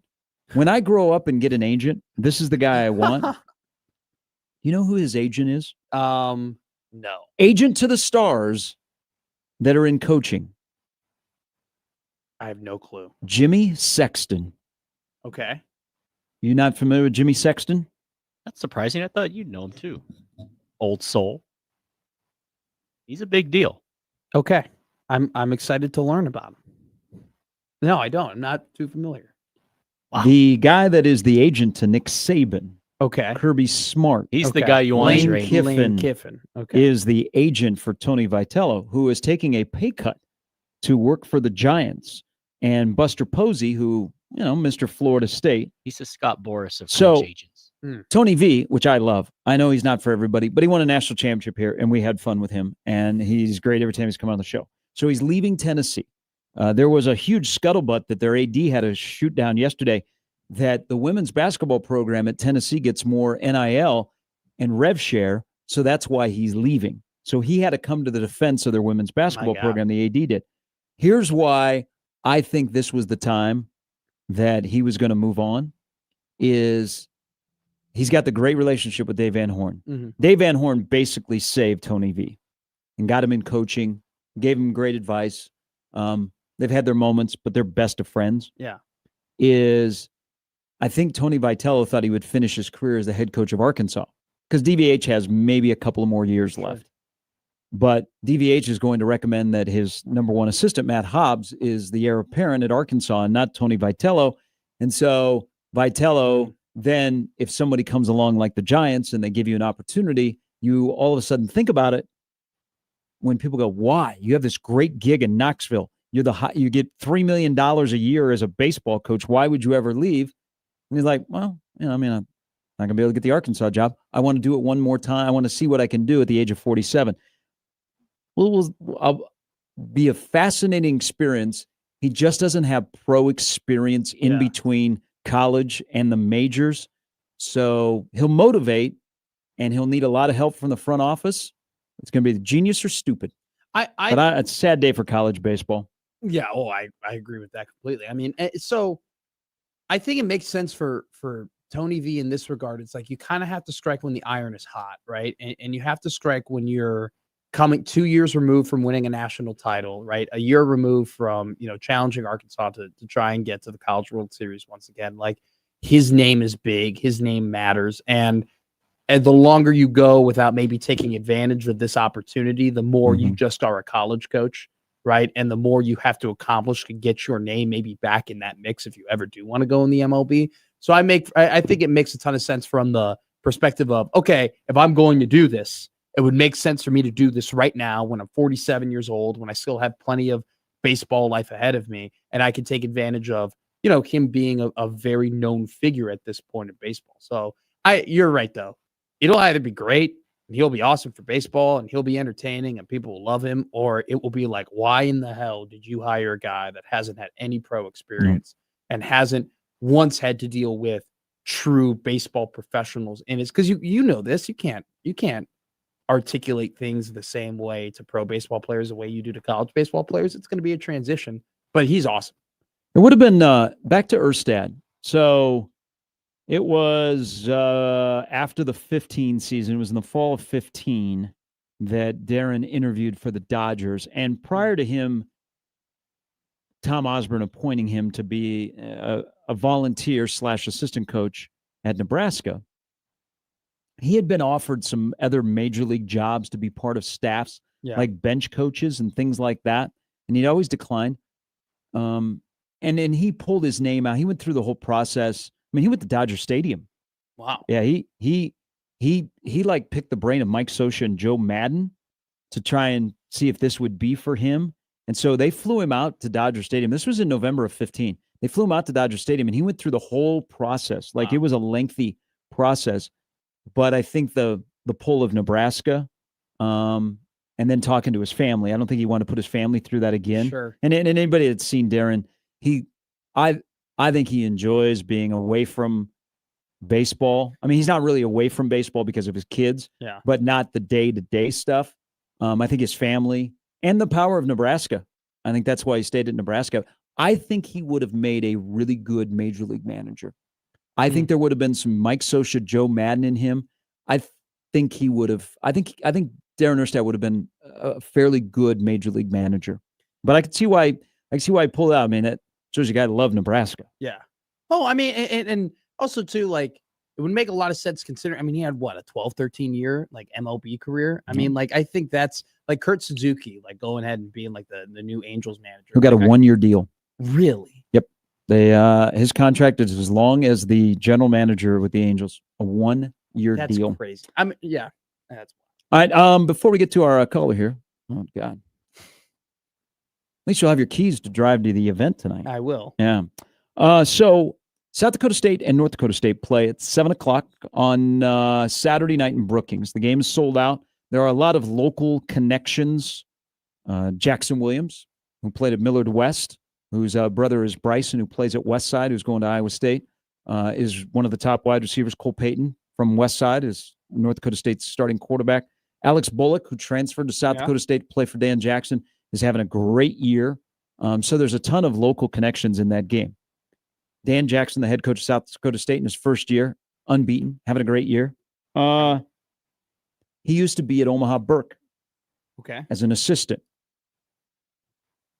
Do you know who one of the Burke Bulldog ball boys were when Dan Jackson was coaching as an assistant coach at Omaha Burke High School? No. Cole Payton. Nice. That's awesome. So Cole Payton quarterbacking North Dakota State. Dan Jackson is the head coach at South Dakota State. That game, because I'm still thinking about. You should go. Just go and do it. That's an ESPNU game. If you don't make it up to Brookings, unfortunately, you'd have to go to Brookings. But it's not that cold. It's on ESPNU. It's Brookings. I think Brookings is cold. Period. I think at the middle of the summer. I think the middle of the summer it might be like 85, 90 in Sioux Falls. It's like 43 degrees in Brookings. I think it's just always gray, always gray, always cold in Brookings. It's 30 degrees right now. Yeah. Homeboy over here. That's where I'm spending my New Year's Eve. You can see how happy I am. But you're going to be in Miami in a couple of weeks. But you know what? Miami doesn't last. You go one day, you wake up in Miami. The next day, you wake up in Brookings. I can tell you, been in both places. They look different. They do look different. Hey, Miami will last if you make it last. All right. Here is the Brian Blade. Good morning. Morning. My guy, how are you? How you doing, Matt? I'm doing great. Can't wait for tonight. We got you a good nickname for tonight, like Mean Matt or Menacing Matt. Yeah. What do you think, Gary? Menacing Matt McMaster? Missing my keys, Matt McMaster. Hey, we all have problems with keys once in a while, Gary. Yeah, we all do it. We all do it once, and then Brian, it happens twice in the same week, and it happens. Yeah. he's got a lot on his mind. Matt's got a lot going on. I'll He's tell got a him my lot, mind you know, tonight. between the show and tonight, and you know, he's got a lot going on. I do. Can't wait, Brian. You're in the main event tonight, correct? No, actually, Okay. I'm defending the tag team titles. I will not be in the main event. Okay. Tanner Rankin, the MWA heavyweight champion, is going to destroy Ramon the Prince Newey, Ramon the the mid-stage champion, though. Yeah. Champion versus champion tonight. Can't wait for it. Can't wait to be the ring announcer. It's gonna be absolutely incredible. I got my jacket pressed and everything. I took it to the cleaners. I'm gonna look nice. I knew you'd look nice, Matt. Thank you. Complete trust in you, unlike that Johnny Cadillac. We Johnny can trust Cadillac you to sucks. do what's right. Thank you. Thank you, Brian. Thank you for calling in. Hey, Brian, give the deets on where this is going to be tonight in Lincoln. I went to First Avenue Social Hall down there in Lincoln, just off of First and Cornhusker. Is this 7:30 tonight? Is this a bring your own beer place? No, they sell alcohol there. There's food there, alcohol. Okay. There's children's beverages, Coke, Pepsi, water, tea. Children's- it's fun for the whole children's family. beverages? It's appropriate Yeah. for the whole family. They got Okay. mixers there. All right. They got mixers. Hey, All we got a costume contest too tonight for kids 12 and under. So if you have the best costume, which What the- Doomsday will judge the costumes, you will Yes, get we will. you'll get a free Doomsday shirt if you win, and free ticket to the next show. Gary's got his Doomsday shirt. I don't know why. He hasn't yes, worn I it. did. When I went on my walk the other day, I was wearing my Doomsday shirt. Greatest faction in all That's wrestling. awesome, Gary. Brian? Yeah. Hey, great. What you do is fantastic for professional wrestling in this state, and good luck with another live event tonight. Thank you, Gary. We appreciate you guys. Appreciate your support. And Matt, Yeah. let's rock and roll tonight. We're gonna beat a lot of people up tonight. Let's rock and roll, buddy. All right. Good luck tonight. Can't wait to see the video. Thank you very much. That's my leader, my fearless leader of the Doomsday. How's the response going to be to you because you were a turncoat? You went heel. Oh, I'll get booed. I was getting booed Yeah. heavily. I'm a good heel, man. I'm great at being a heel. I think people should boo you for what you did to your roommate Dan today. I didn't Yeah, do threw anything Dan to under the Dan. bus. I did not throw Dan under the bus. Dan has texted me with some information. Dan did not. Dan does not have your number. Hi, Stop Dan. it. Yeah. Okay. Steve Sipple is coming up next. We have lots to discuss. Matt Rule does speak today. It'll be his usual Thursday, in and out, boom, boom. I mean, what else do you say this week? You 6 set and a the half. tone on Monday. 6.5 minutes. Okay. Oh, 6.5 minutes. I thought you were giving me the line. No. 6.5 minutes. Okay. Is what I'll set it at today. Yeah. Maybe we'll get personnel updates of Rocco going to be a game time decision, those kind of things. That's crazy. All right. We'll talk to Sip coming up next. Brian Edwards as well in 1620 The Zone.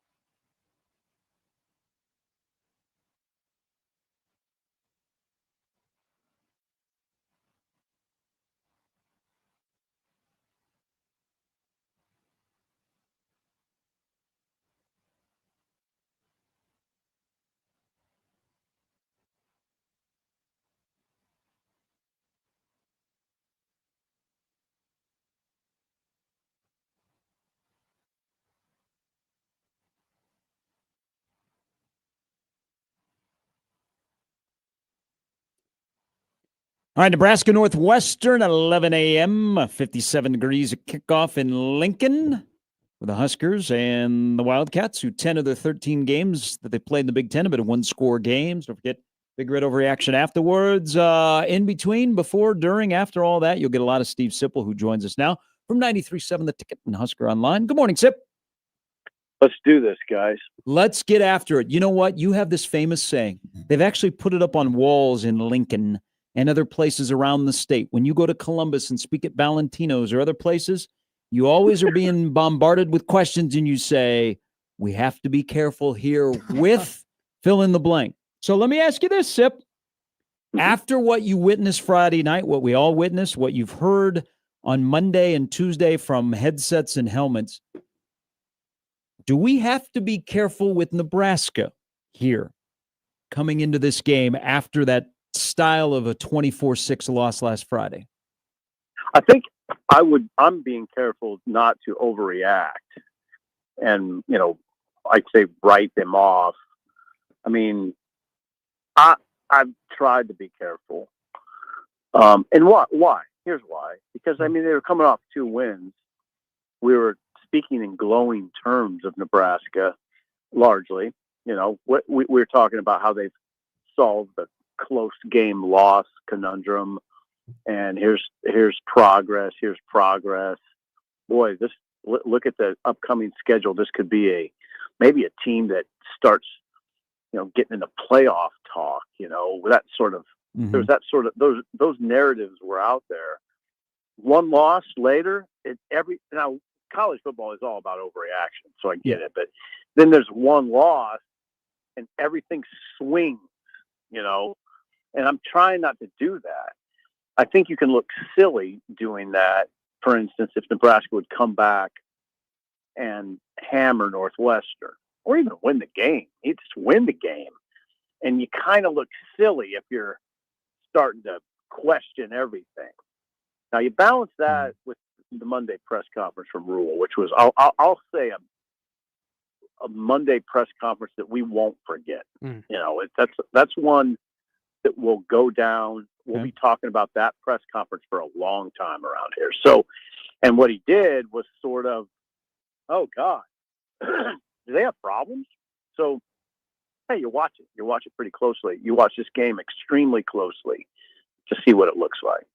Steve, you wrote a great article on that Monday presser, talking about just you had a lot of the quotes there, kind of detailing what you just said. Do they have a problem? Because I think that a lot of us around the program always thought, hey, this culture is strong, what they're building is strong, the foundation is strong, and that was kind of a pillar of Nebraska football. After that Monday press conference, do you have any doubts of the strength of the culture, maybe the strength of that foundation after kind of what he laid out, after saying that he couldn't convince coaches that the game was going to be a certain way? I don't know. You asked a good question, though.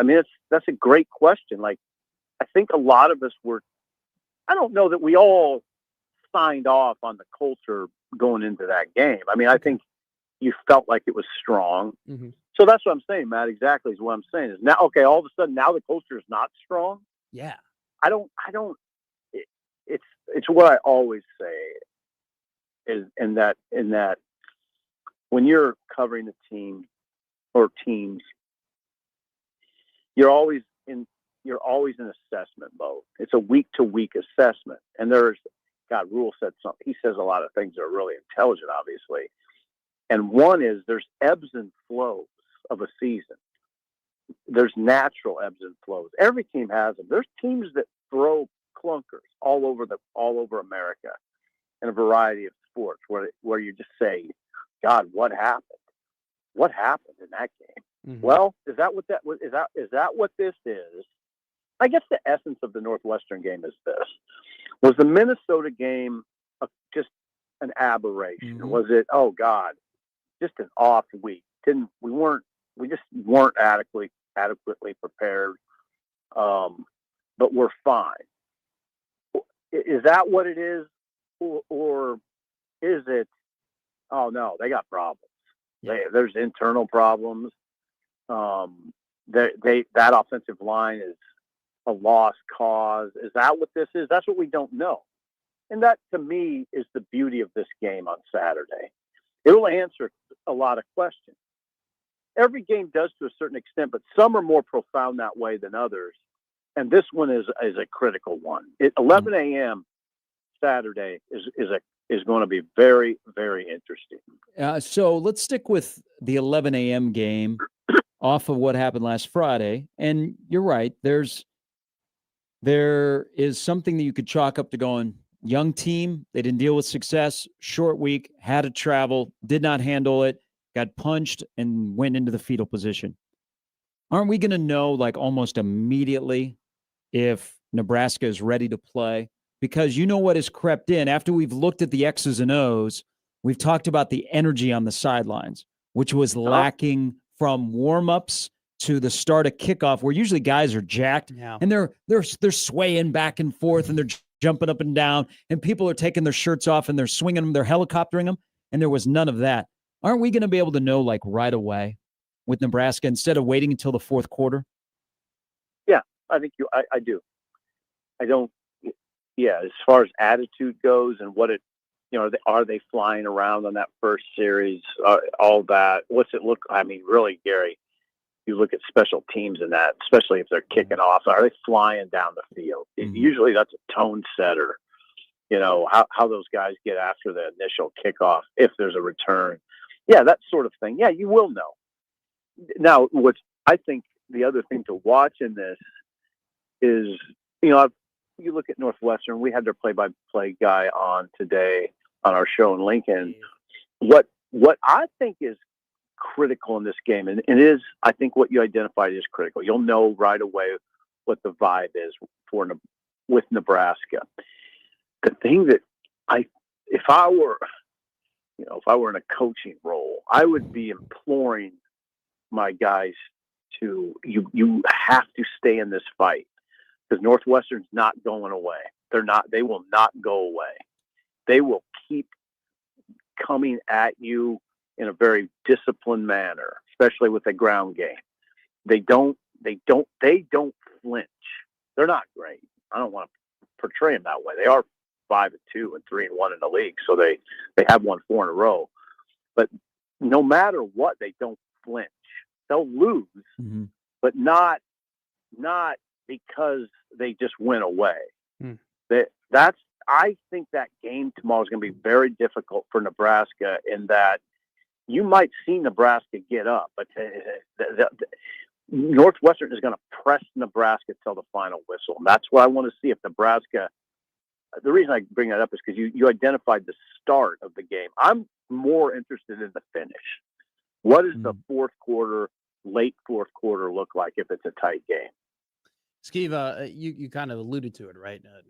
Nebraska's going to play a very physical team in Northwestern, and I do want to give a shout out to one of your younger writers on Husker Online, Joseph Meyer. He did the game preview for Northwestern. He did a really, really good job of kind of previewing that, and through statistics kind of showed that, hey, this is going to be, like you said, a very physical game. But my question to you is, look, like, what is stopping Nebraska from being a physical team? Why is Nebraska the one always on the back foot when we talk about the Minnesotas and Northwesterns and the teams who run the ball well and stop the run well? Why is Nebraska not like these guys? Maybe is what I'm trying to ask.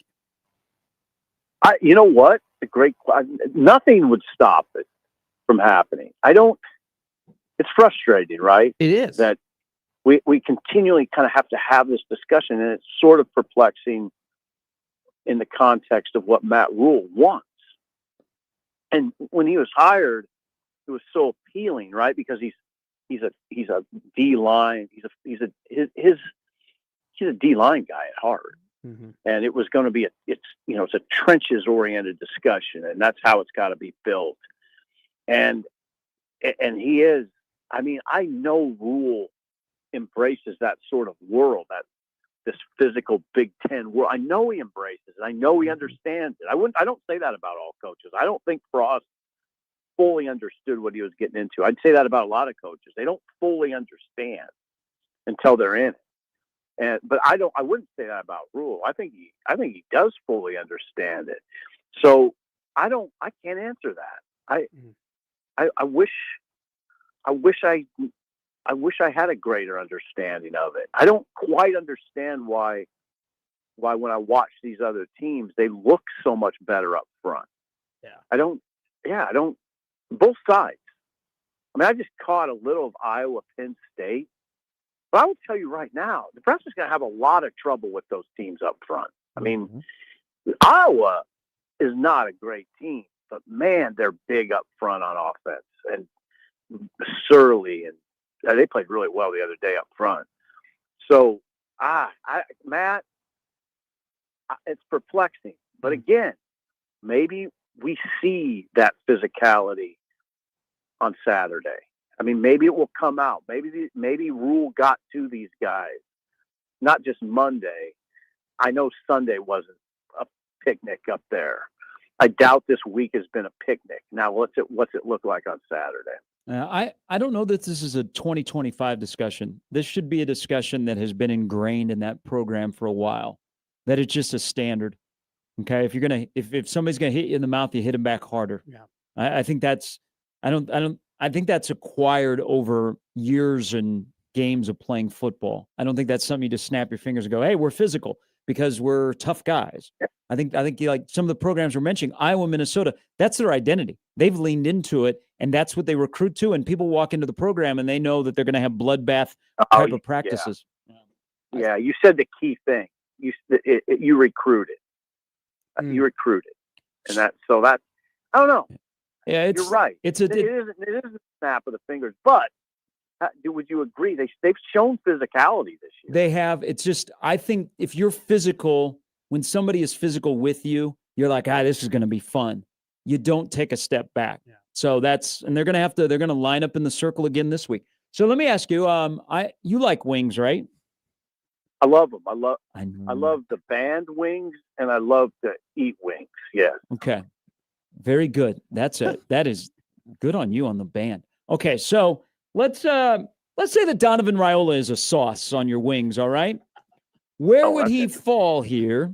Would he be mango habanero sauce? Would he be spicy garlic? Throw in a little blazing knockout sauce, hot sauce, medium sauce, mild sauce, or let's just go a Parmesan garlic sauce. If Donnie Raiola and where he's at right now is a sauce on your wing, how would you describe him? That's a great question. I don't know. I love habanero sauce. I do. Is it hot? Yeah. I mean, yeah, it is. I mean, yeah. Mm-hmm. He's got to produce. These 5 games are big. It's not now. I do this with quarterback position. I do it with every position. They're interlinked. When I look at their sack issue, I just don't, it's not just offensive. Correct. It's not. I mean, there's a lot that goes into it. Hell, I mean, they have both Rule and Holgorsen identified that Emmett was basically responsible for 2 or 3 of those sacks. The quarterback holds the ball sometimes a little too long. I think what I say to the guys all the time, when we're watching these games, Sean and Rob, we sit up there and they're always, they're sort of quarterback blame oriented. And I say, well, you need to look at if there's anybody open, and you will see there's too often they're covered and there's nowhere to go with the ball. Now what? Now the pocket's collapsed and everybody says, get rid of it. I guess it's interesting to me that the panacea now is just throw it out of bounds. That's where they're at. Dylan's just got to do a better job of throwing it out of bounds. Oh, that's a great answer to everything. Just throw it out. Just chuck it out of bounds. I mean, there's a lot going on right now. Unfortunately, it's not a one-game deal. I mean, it goes back. It goes back to the opener. Cincinnati got him 3 times. So, what's that look like? Northwestern can rush the passer. I mean, it's not Ohio State. They got 3 guys that can get to you. So, yeah, I mean, Gary, going back to what you said, first series, what's that look like? Mm-hmm. Everybody in the world's going to be watching that. Husker Nation. What's that first series? What's the pocket look like?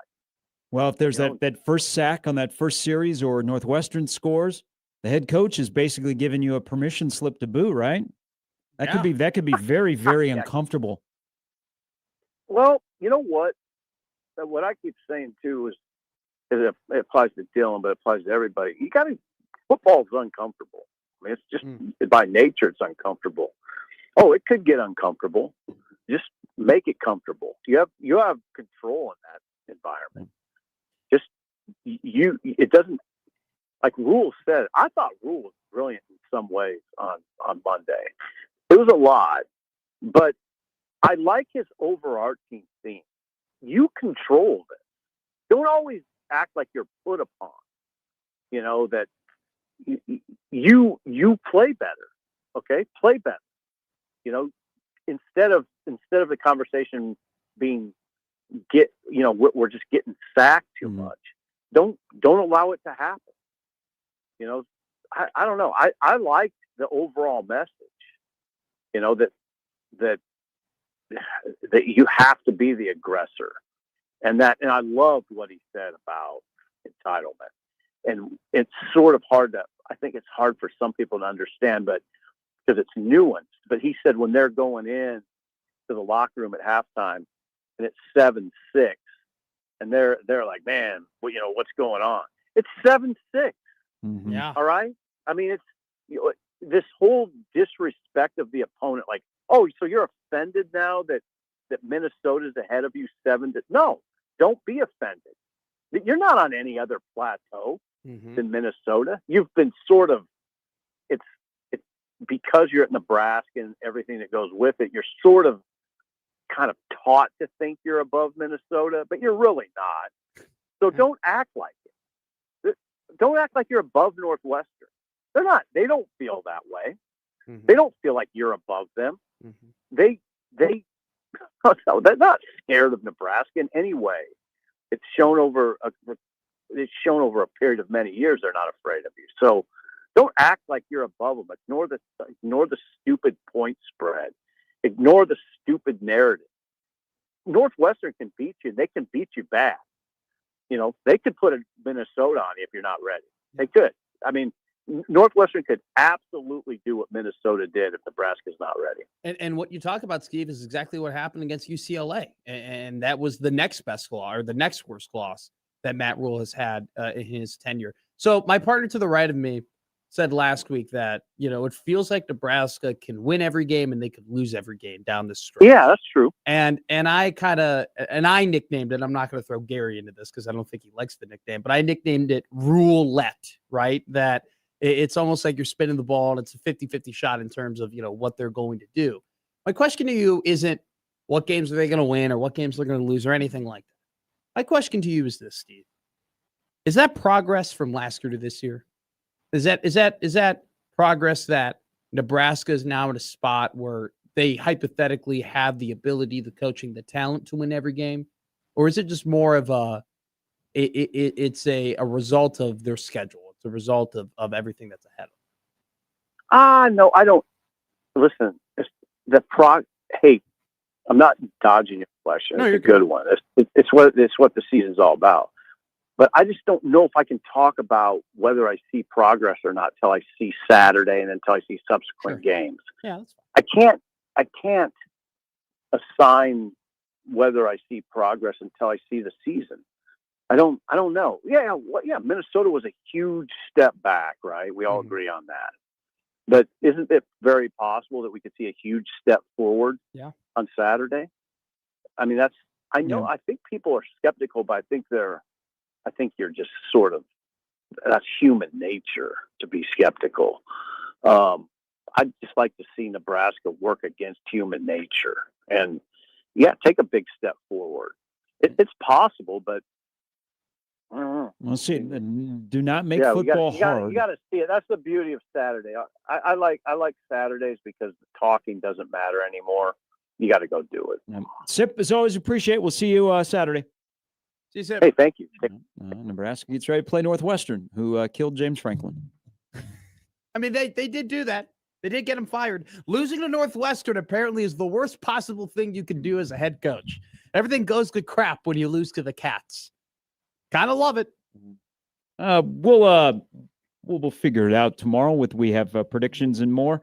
Quick thing from the FBI is Terry Rozier and Chauncey Billups were arrested this morning. It is the Operation Nothing But Bet involving NBA players. Wagers were placed on unders on player props. One case detailed March 23rd of 2023. Terry Rozier said he was leaving the game early. Cash for throwing it was delivered to Rozier's home. My God. Yeah. That's, I mean, The poker sting that is involved with Chauncey Billups is Operation Royal Flush. All right, Very nice.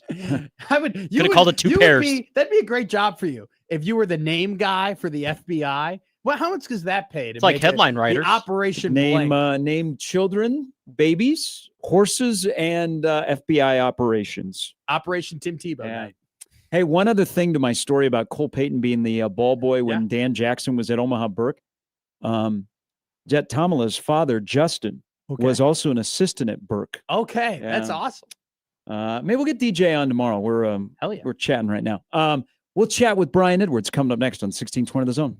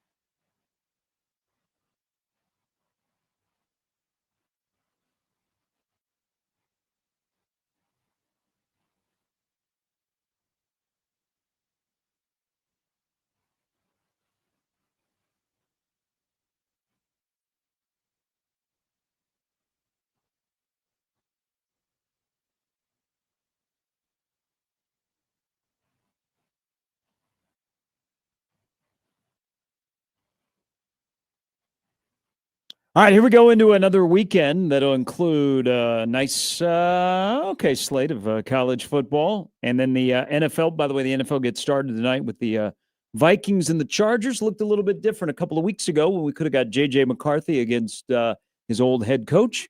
Instead, we get Carson Wentz against his not head coach.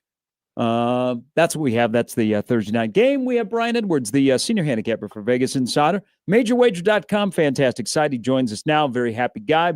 Billy Napier is out. Steve Spurrier is talking. And maybe you get the guy that you want. Good morning. Good morning. Well, go Sooners. Ole Miss cannot make the playoffs. That would make all the conversation just much ado about nothing. Is that real? Is that I know Spurrier was asked about Kiffin, and he said he's a good ball coach. Does that have legs, you think? I hope. But again, it's not even a conversation unless Ole Miss misses the CFP, which, they could probably make it even if they lose tomorrow. They're definitely going to be favored in their last 4 games. Saturday at Oklahoma is what I meant. But, I guess it depends on how everything shakes. I think we got a 50-50 shot or better if they don't make the playoffs. But, if I had to say right now, I think they'd probably make the playoffs, and that would make it much ado about nothing. All right, let's jump right into it. Cal with a win over North Carolina last Friday. Now they get Virginia Tech. By the way, ironically, a job that is open. But Cal has to fly across the country to play in Blacksburg, and they're getting 5.5. Let's start there. Cal, Virginia Tech, what are we doing? Yeah, I made Virginia Tech a 2.5-point favorite. We do have to fly across the country, but road underdog spots have been great to Justin Wilcox during his 9-year tenure. Cal 21-11 against the spread as a road underdog. Vatek's been favored 4 times this year, 1-3 straight up, 0-4 against the spread, including 45-26 home loss to ODU, 44-20 home loss to Vandy, and 30-23 home loss to Wake Forest. Give me Cal plus 5.5. Hey, Arkansas looked pretty good against Texas A&M, and they've kept their head above water with Petrino taking over for Pittman. We thought that there would be news coming out of Alabama this week after Auburn lost to Mizzou. We didn't get any news. Arkansas is a slight favorite in this game. What do you think happens? This is a weird vibe at this game. Yeah, I like Arkansas here. Like you said, they've played good. Trino, they out-yarded Tennessee. They out-yarded A&M last week. A&M just went 3 for 3 on 4th down. The Hogs went 1 for 2 on 4th down.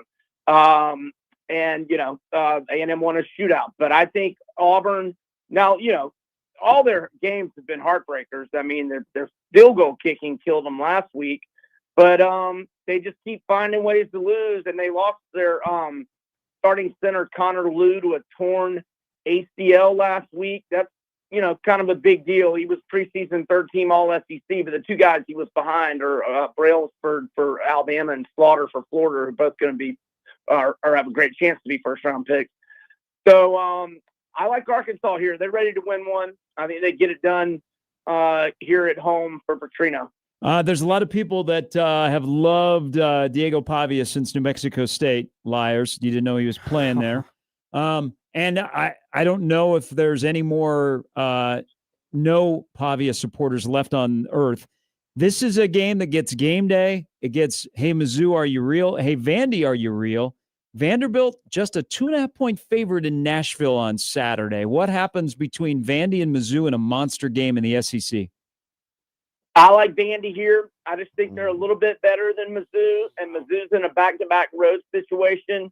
Had an overtime game last week, and I got to go Vandy. Now, here's Pavia's career stats now. 8,285 career passing yards, 74-23 TD-INT ratio, 674 rushing yards, and 25 rushing touchdowns at New Mexico State and Vandy, not previously known as juggernaut institutions. Give me the Vandy Commodores minus 2.5. All right, let's, we'd still pay attention around here. Let's do Cincinnati because they have an interesting game against Baylor. Like, we're looking at this line, but give me Baylor, Cincinnati, and then also I know you like a game in the MAC involving Western Michigan. Yeah, so I was thinking Cincy was a little rich early in the week at 5, then it went down to 4.5. I was thinking maybe I'd money line parlay them, and then you see it go to 3.5 yesterday, and it's 3.5 at a lot of books this morning. Let's buy that half point from 3.5 to 3. It'll probably cost us minus 130 juice, but that's okay. Let's go Bearcats -3. Let's go Brendan Thorsby rushing yards prop. I've seen it anywhere from 33.5 to 37.5, and he's had 96, 40, 39, 52, 64, and 36 rushing yards in 6 games. Only 13 last week, but it was a blowout. He was trying to stay out of harm's way. And Baylor, you worry about sacks with rushing yards prop. Baylor last in the Big 12 in sacks, 121 nationally. They only have 8. And mobile quarterbacks against Baylor, Jackson Arnold, 137 rushing yards. Sam Levitt, 62, and Avery Johnson, 72. So Thorsby prop. Let me give you one more prop. A&M QB Marcel Reed to go over. It's in the 30.5 to 33.5 range. 55 and 37 the last 2 weeks. Earlier in the year, he had 39, 66, and 37. So let's go over 30.5 to 33.5 range for Marcel Reed over rushing yards. And then you were talking about the Arkansas game earlier. You like their running back, Mike Washington, in that one, right? Yeah, 74.5 to 79.5 rushing yards is his prop. It has been in the upper 50s most weeks, but he's gone well over 100 with Petrino as head coach, and he had 71 on the first drive last week. I know Auburn's got a great run defense, but Le'Veon Moss went for 118 against them. I think Washington gets over at least 80. Well, we have also, too, not just college football this week, but we have UFC 321. Brian, this is probably one of the better back-to-back pay-per-views that the UFC has had in quite a while. I mean, last pay-per-view with Pereira and Yuri was absolutely incredible. Now we got Tom Aspinall, who is begging for that White House fight with John Jones, but for now you have to take on Cyril Gahn. It's been 2.5 years, Brian, and you know this. It's been 2.5 years since Cyril Gahn's last title fight, where he got absolutely manhandled by John Jones. It was embarrassing, and I think that loss for him really affected his career. But since then, he's been able to bounce back with a couple impressive wins, which has earned him this title shot. Does he flip the script? Is he able to go the distance with Aspinall, or do you think it's kind of the same result in round 1 against the champ? Yeah, same result. Aspinall, 7 of his 9 UFC fights he's ended in round 1 by finish. The only 2 exceptions, he blew his knee out with the first leg kick and within 15 seconds in the Blades fight. And it took him 1:09 into round 2 to get rid of Arlovsky. But his last 3 fights, he's won in 73 seconds, 69 seconds, and 60 seconds. I can't believe we're getting plus money on Aspinall to win in round 1 at plus 170. Let's also go under 1.5 rounds because it was a cheap price, minus 105. And let's go Jailton Almeida to win by submission over Alexander Volkov, plus 160 on that one. Hey, quick question. This is from a listener. Have you looked at the Iowa State BYU game? Especially. Yeah, okay. I lean Iowa State. I'm going to pick them in my contest, but I think BYU is ready to lose the game. But I worry about those 2 cover corners who were out for the season. One was first team All Big 12 last year. The other one was second team All Big 12. They're 0-2 without those guys. But small opinion on Iowa State, certainly lean that way and picking them in my contest. Hey, fantastic stuff. Great stuff as always. Enjoy the football weekend, my friend. Thanks, guys. Y'all have a great weekend. That's Brian Edwards, Vegas B. Edwards on Twitter. That's the 6th straight week that BYU is playing. Emotional game against Utah. Now got to go to Ames. Yeah. Iowa State might have been a little bit overvalued when they were 5-0. Back-to-back loss to Cincinnati, Colorado on the road. They're at home.